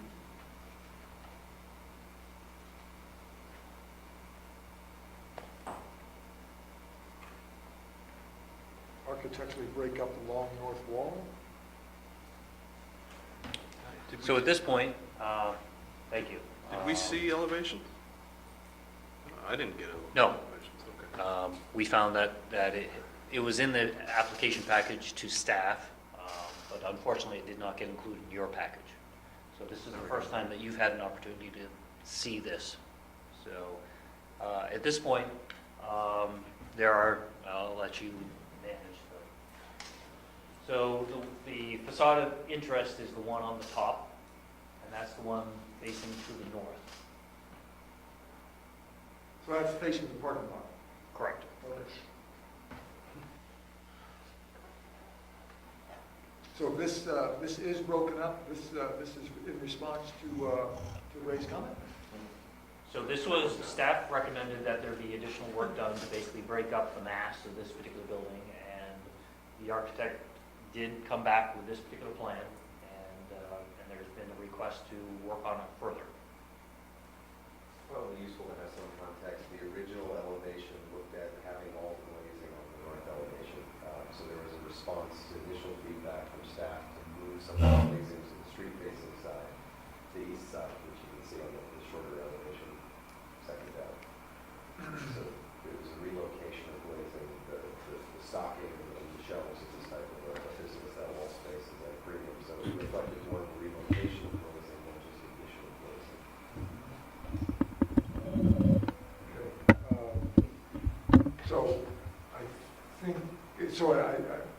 I think what I'm hearing from both staff and from Mark is that we would like further breakup of that expanse. Is that right, Ray? Yes. Woodward. So, something more visually, Breaking it yeah, Just just seems break like it up. Yeah. So I guess I think we need direction maybe, or to discuss what are possibilities there. After, what we really want to avoid is any further glazing, obviously, as shelving and everything on those walls. In other situations, we've done signage along whole elevations. Yeah, we don't want signage along the whole wall elevation. We don't want signage? Well, first of all, as you saw in Signage that has comment, nothing, yeah. signage isn't even part of what we review. So that's looking at it saying, oh, that big Harbor Freight on the front. Well, no, breaks no, up. no, I'm sorry, not necessarily that kind of signage, but, One of the suggestions that came up with staff was that graphics or framed graphic panels are seen as an architectural element, not specifically a signage element. Well, the other idea, because again, while your current usage that you're building is specific for this tenant doesn't, basically wants all, store fixturing along all the perimeter walls, you don't know what the future tenants may want or may not want. I guess one thing maybe you can look at maybe doing some glazing that's spandrel panel. So it looks like it's storefront, breaks up the elevation, but it's not going to be actually translucent. It can be solid wall behind for your store fixturing, but allows for future tenants if they so come in. And again, I take your point. I just want to clarify for context. Redstone is the current owner. We are essentially permitting to sue. So we would not be retaining the ownership like our typical projects where we would sign a lease and potentially go back out and lease it to a different user. Harbor Freight would be purchasing this site.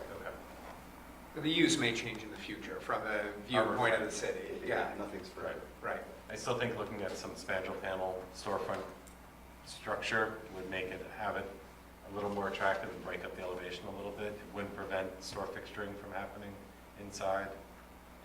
And maybe it's something where even doing some spandrel panel up to the height of the store fixturing and then do some clear glazing above it to allow some natural daylight in.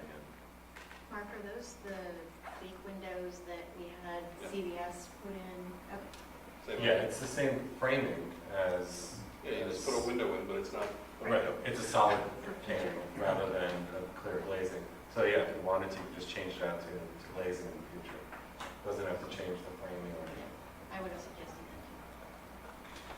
now is the issue with just the solid band on the bottom, or, can we make, how we've already divided that, can we make that a wider division? I guess, even if the glazing isn't clear, it's still problematic for the store layout that we currently have. We've already adjusted the floor plan once to... The spandrel panel doesn't affect the interior layout. You could even do that just within the block construction, and the interior could still be your drywall stud partition. How's the board feel about staff suggesting that there be some artistic elements, like a mural, or what you had mentioned, what one of you had mentioned was the blocked... We have like graphic panels that are just typical items that Harbor Freight will sell that can be printed at 60 by 60 inches or 8 foot by 8 foot, but it's typically just products that are sold. Oh, products. Oh, yeah. I was thinking more of like landscape. It's a graphic. No, it's a graphic. Yeah. Right. I kind of need to see some Yeah. samples to Yeah. visualize it. I Because actually when I have hear some. graphics, I hear decorative elements, I hear healthy living, sort of that bolted on sculptural element that breaks up the facade.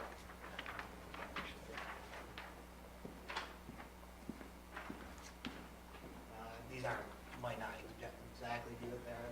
Yeah, that's advertising. That's a billboard. Yeah, that's a billboard. Yeah, I'm not sure you could even legally do that. Yeah. So that I wouldn't think be we're what talking about something that's not Harbor Freight specific, but that's more facade breakup An specific. artistic, vegetable and healthy living. Versus, yes. So maybe a watercolor compressor or something. No, I like this toolbox. Yeah, or a tortilla in the middle, pre-rusted, hammer, Yeah. So to give some guidance, how much breakup do we want in that facade. And Ray, you should jump in here too. What's the dimension? 50,000 square feet. What's the? About twice as wide as it is long, so. The box dimension? 100 by 150, something like that? Oh, is this 100 by 150? Gotta be about that. Yeah. Just a guess, but. Yeah, it's 160 feet long. I like how the windows are on the other elevation.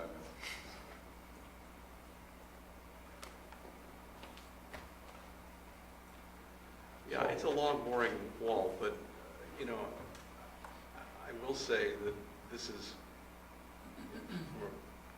from a standpoint of where you, of this type of business, and the location that it is, and my desire to try to promote more business in South Burlington, I don't have a big problem with it. They've done an attempt at least doing some kind of masonry frontage on it. I think it's got some, it's not, you know, this is not a wrinkled tin box. And it could be. I agree with you. But that's what's bothering me. Well, all right, maybe you guys have a better sense of what it is aesthetically, but Well, take right now, a it just look. looks like a tin box. Well, take a look at any side of sheer Chevrolet except for the front. And it's all wrinkled tin. Like the back. Like the back. Yeah. Yeah. So they've made an attempt at it. I do believe it needs, I mean, I'm with Mark. I would rather see some spandrel glass in it to just create some kind of architectural flavor across that very long wall. I think play with the metal canopy on the corner, make it a little more prominent, you know, would help that corner area. So how about 2 more spandrel windows in each section, so a total of 6 spandrel windows? Is that kind of what we're talking about? Break that up, or, and these are like tall? Yeah, because if you look at the front of the building, the side elevation, Right. east, I call it the front because it's facing Shelburne Road, you have the glazing with the spandrel panel. And I assume the spandrel panel goes up to the store fixturing and the glazing is above it. Correct. I don't believe that. That looks like it's up to about 7, well, it's up to 7.6 or 7, top of the door. Yeah. Yeah, it's measured 7.6. Yeah, so you've already figured this out. Yeah, that's on that wall, essentially, but I mean, But that's. how's it, just, I don't really understand. How is it negative to your business to put them on the other walls? Well, we have different things going on the other walls. It's not all, you know, shelving everywhere. We also have cash rooms, restrooms, other things that we've kind of shifted around, which can be problematic if we're, I mean, putting windows in front of You got a lot of wall there to play with. It's 160 feet of wall. And you've got But don't these spandrel windows not affect the inside at all? Right. So I don't understand.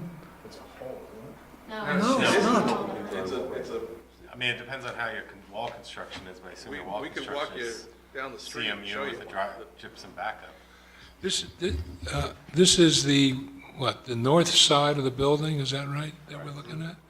All right, and how, as you're coming south on Shelburne Road, do you get the full expanse of, what's your view of this thing? Do you have a perspective that we can see, or aren't you that far along yet in your? Well, you got the full parking lot. You know, so the parking lot is going to be opening, once you reach past the prior building, you're going to be looking right across the parking lot at this whole front expanse. The whole front expanse or side, this is a side expanse, right? Yes, but that's what you're going to see. But that's what you're gonna see, I mean, you come bang down. Yeah, Frank raised a good question. What's the grade change between Shelburne Road and the first floor of the building? Because, I mean, this thing is down in sort of like a hollow once you're done building it, so you're not going to see, you're going to be seeing probably like the top third of the building, I'm guessing. Good point. So a beautiful mural across the top third of the building would solve the problem, right? Yeah. 150 feet long, right? So Mark, it's about 8 feet between finished floor and the sidewalk elevation. Okay. So it's pretty much right, We need the full acrobat on here so I can draw on it. This reader thing is really hindering me. Wait here, I can draw on it. Did that mean it's 8 feet below grade from the perspective of the driver coming down Shelburne Road? You'd probably want to add another about 3 feet on top of that. So it'd be about 11 feet. The finished floor would be about 11 feet below where you're sitting in your car driving southbound on Route 7. Which means there'd be how much exposed? Right? So So subtract 11, 10 it's feet. about 10 feet. So you're looking at 10 feet by 150 feet of solid wall. Well, you'll see more than that. Angle, Yeah. you'll see it. Yeah, because of the angle of it, you'll see There- the building. There'll Yeah, be you some will. landscaping on Shelburne Road, right? There's some trees. Yes. So you're not gonna see this glazing So at this, all. this elevation, the front elevation on Shelburne is going to be more hidden than the north elevation when you're heading south on Shelburne. All right, just as long as you know what we're talking about here, we're talking about putting an industrial building on a major commercial street that should be a showplace street. That's what we're doing here. Well, there are a lot of car dealerships at large commercial style We are in a buildings. commercial. Still a retailer. Right. But I do think a wall can be broken up. That makes sense. I agree. Yes. Yeah, I mean, this is not too far, you know,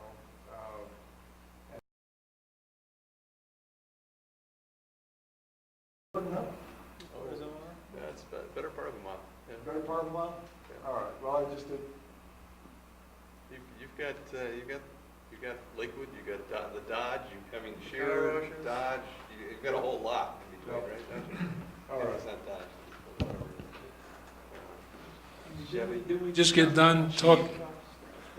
All of IDX. Yeah, there's a lot in between. All right. I think we have examples too of, what was the thing? I'm not questioning that we need to break it up. Right.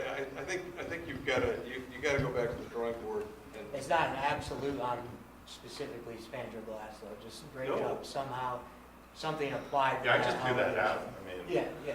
We're not going to design it for you, No. so.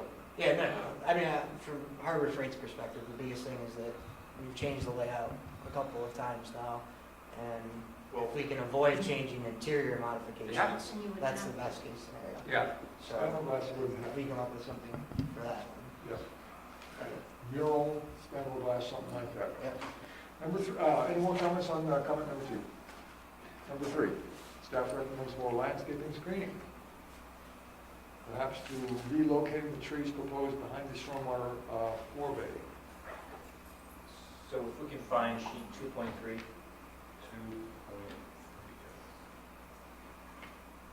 There we go. So What's this one? this is the landscaping plan, and we originally talked about the existing trees that are located between the sidewalk and the curb line, and then a secondary set of trees that are partway down the embankment.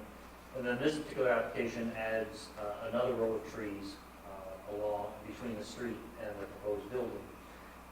The original staff comments were associated with 3 pine trees located out by the stormwater management facility. So I think that was done aesthetically, just kind of for a backdrop component. But staff asked that the investment in those particular trees be relocated, and in this particular case, we can just slide that up.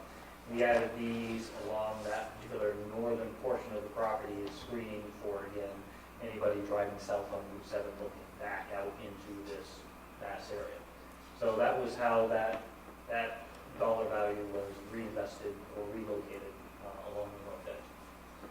So that was, we felt that we achieved the intent with that particular modification. So you're going to have trees along that north edge, you're going to have trees along Shelburne Road. Once those reach maturity, you're not going to have that much of a Here, you know, as far as, the trees get a little light here, but they also get picked up with the new island trees Right. there. Okay. So, are you staff recommending more landscape screening? So is this not good enough, what we're seeing? Well, they meet the minimum requirement, so it could be shifting some existing proposed landscaping around, or it could be additional So landscaping. where do you want it, Ray? I'm sorry, the 4-bay, I don't have a sense of where the 4-bay is. Is to relocate 3 trees that were in the 4-bay area to the front So of the they were right in property. this area here. So I'm it's sorry. worth it, so you've already done it, Yes. so we're good. Let me ask you a question. How does, this is a wrinkled tin building on the back, right? It's a, On the west Yeah. side, on the, West and what you're south. going to see as you're coming from the south and you look to the west. Good question.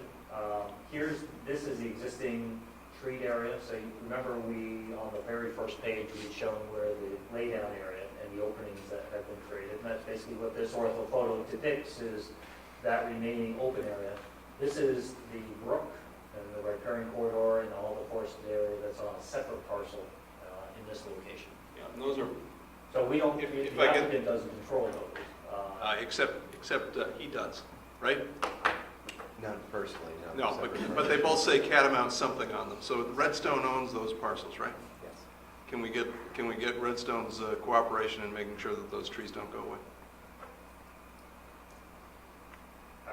Technically, it's off the parcel. Yes, I understand, and technically. Understood. All I'm getting at, I think the answer is easy because of the cutting restrictions along the riparian corridor anyhow. So I think there's going to be some built-in protections one way or the other. Yeah, I don't think you're going to have to worry about embankment. Okay, I'd rather see something in writing, some kind of easement agreement given to Harbor Freight saying that those trees will be protected. Dave, how tall is this 2x2 retaining wall? It ranges from, it's probably from 0 to 5 feet. Some's in a cut, some's in a fill. Okay, does the board want more than what staff is now happy with? Yes, you would like some sort of written agreement I'd just between... like to make sure that those trees stay, that's all. Yeah, those trees stay. And they're separate partnerships, but obviously we have an interest in both, so we can have that conversation. See what you can do. Great, that would be wonderful, thank you. Comment number 4, certainly will suggest that you comply with the recommendation of stormwater section. So the note just above it indicates that we had provided an outline to the stormwater utility on what we were going to do to address those particular comments. And I think Dave Wheeler at the time was happy with that. We have since already revised the plans to adopt all of these particular requirements. Great. So we'll be resubmitting those to the stormwater utility for concurrence as far as compliance. Great. Comment number 5, staff is not in agreement with the use of this land use code for 2 principal reasons. So comments on this? Can we come back to that one? Sure. Leave that one to the last and head to number 6. Yep, number 6. Remove the signage, and that's fine, and applicant that we allow access to both front and side doors during open hours. That's fine, okay. We have no issues with those. Yep, let's go back to number... So go right back. That was great. Number 5. So the background is that the applicant had submitted a proposed traffic generation computation based on the land use associated with tractor supply. Can you use the read the microphone? tractor supply, I'm sorry? Microphone. Oh, yes. So when you actually read the tractor supply description, it really fit the bill of the Harbor Freight very nicely. However, the other side of the coin is that staff felt that with the number of parking spaces that the applicant wanted to retain, oh, by the way, there is a waiver requested to basically move from 76 down to 63 spaces. But putting that aside, staff still felt that the tractor supply traffic generation numbers were lower than what would be appropriate for this particular land use. So staff grabbed hardware store and said, okay, this is a starting point, either that, we got these particular requests on that tract as far as documenting what the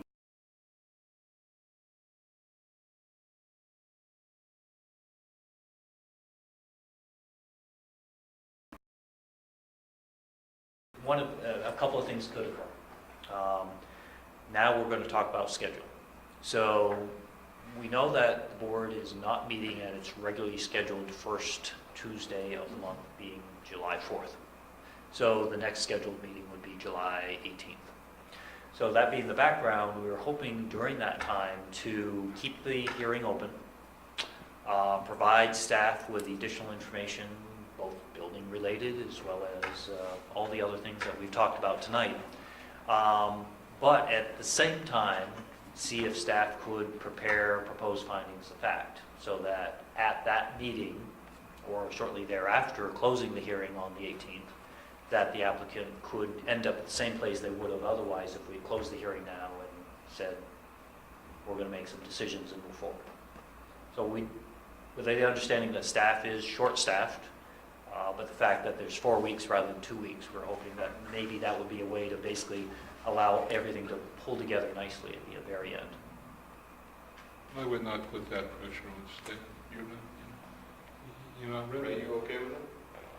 Ray's Yeah, okay with remember it? that the decision is mostly written. It's basically turning the staff comments into a decision. So we just had some loose ends, but some of those loose ends have been tied up with this discussion we've had tonight. I think the only two things left is the architectural changes and the traffic. I'm guessing this site has no grandfathered trip ends, and that's why this discussion is becoming That's a fair negotiable. representation. Okay. But, I mean, I don't understand how we get into findings when we have these open-ended, open design issues. I mean, He's gonna draft, it's just draft. Right. I mean, we have the opportunity to go through draft, and obviously there's gonna be at least two red lines. One is architectural, and you know, and so we're gonna have our opportunity to look at it again. These guys will just be getting that much closer. it's okay with Ray, it's okay with me. Yeah, it's on Ray, for him to put the work in, because they come in.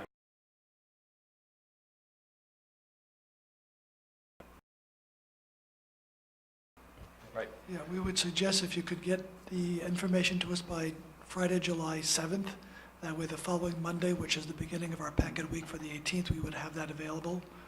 That's your, if you can use that as a target date. Yes, that's what we'll do. Other comments from the board? Other comments from the public? I move that we continue site plan review application SB 1734 of 1775 Shelburne Road LLC to July 18th. July 18th, yes. Second. It's been moved and seconded. We continue this to July 18th. All in favor, say aye. Aye. Aye. Opposed? Excellent. Thank you very much. Thank you for your Appreciate time. it. Very good. Appreciate it. And we are now at the minutes of February, let's see, I'm seeing just minutes of June 6th. Just the minutes of June 6th, so we've all had a chance to read through the minutes. Any comments, corrections, questions on the minutes? My name. Your name? I'm going to be here, let's at least get it. Oh, Electronically. Yeah, electronically. the EHR. For as seldom as it shows up in whoever's present. I know that because you never type it these days. Yeah, yeah. It's automatically there, I take Yeah. it out is what I have.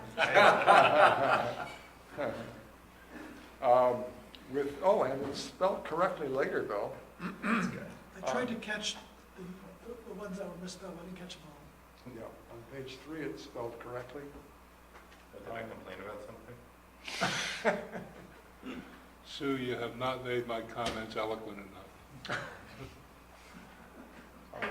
I'm not paid for eloquence. I did have a question on page 6, Yes, page 6. under 14, other business. Yes. Mr. Kochman expressing his continuing concern with the board tolerating smoothing that is not permitted. Is that Well, that's something good. maybe? Tolerating, Something that is not permitted Something. under. Something. yeah. Something. And that something is Footprint lots. Footprint Right. lots. Well, I Footprint wasn't lots. going to say it. Catch. Yeah, at least give me enough Rather than eloquence something. to include what I was talking about. Clearly says smoothing. I think you were talking about smoothing, yeah. Smoothing something. Okay. I'd smooth anything under PUD regulations. I'll entertain a motion to approve the minutes with Move those changes. Move to approve the minutes of June 6th with those changes. Second. It's been moved and seconded. Do we approve these minutes with those changes? All in favor, say aye. Aye. Opposed? Okay. So now, I think that is the end of other business. Other business, we'll hear from the planning commission on when we can meet with them with regard to footprint lots. And I think that's the end of the meeting. And we have a couple of draft decisions. Thank you very much. We are cutting off at 9:37. Thanks. Okay. We offline?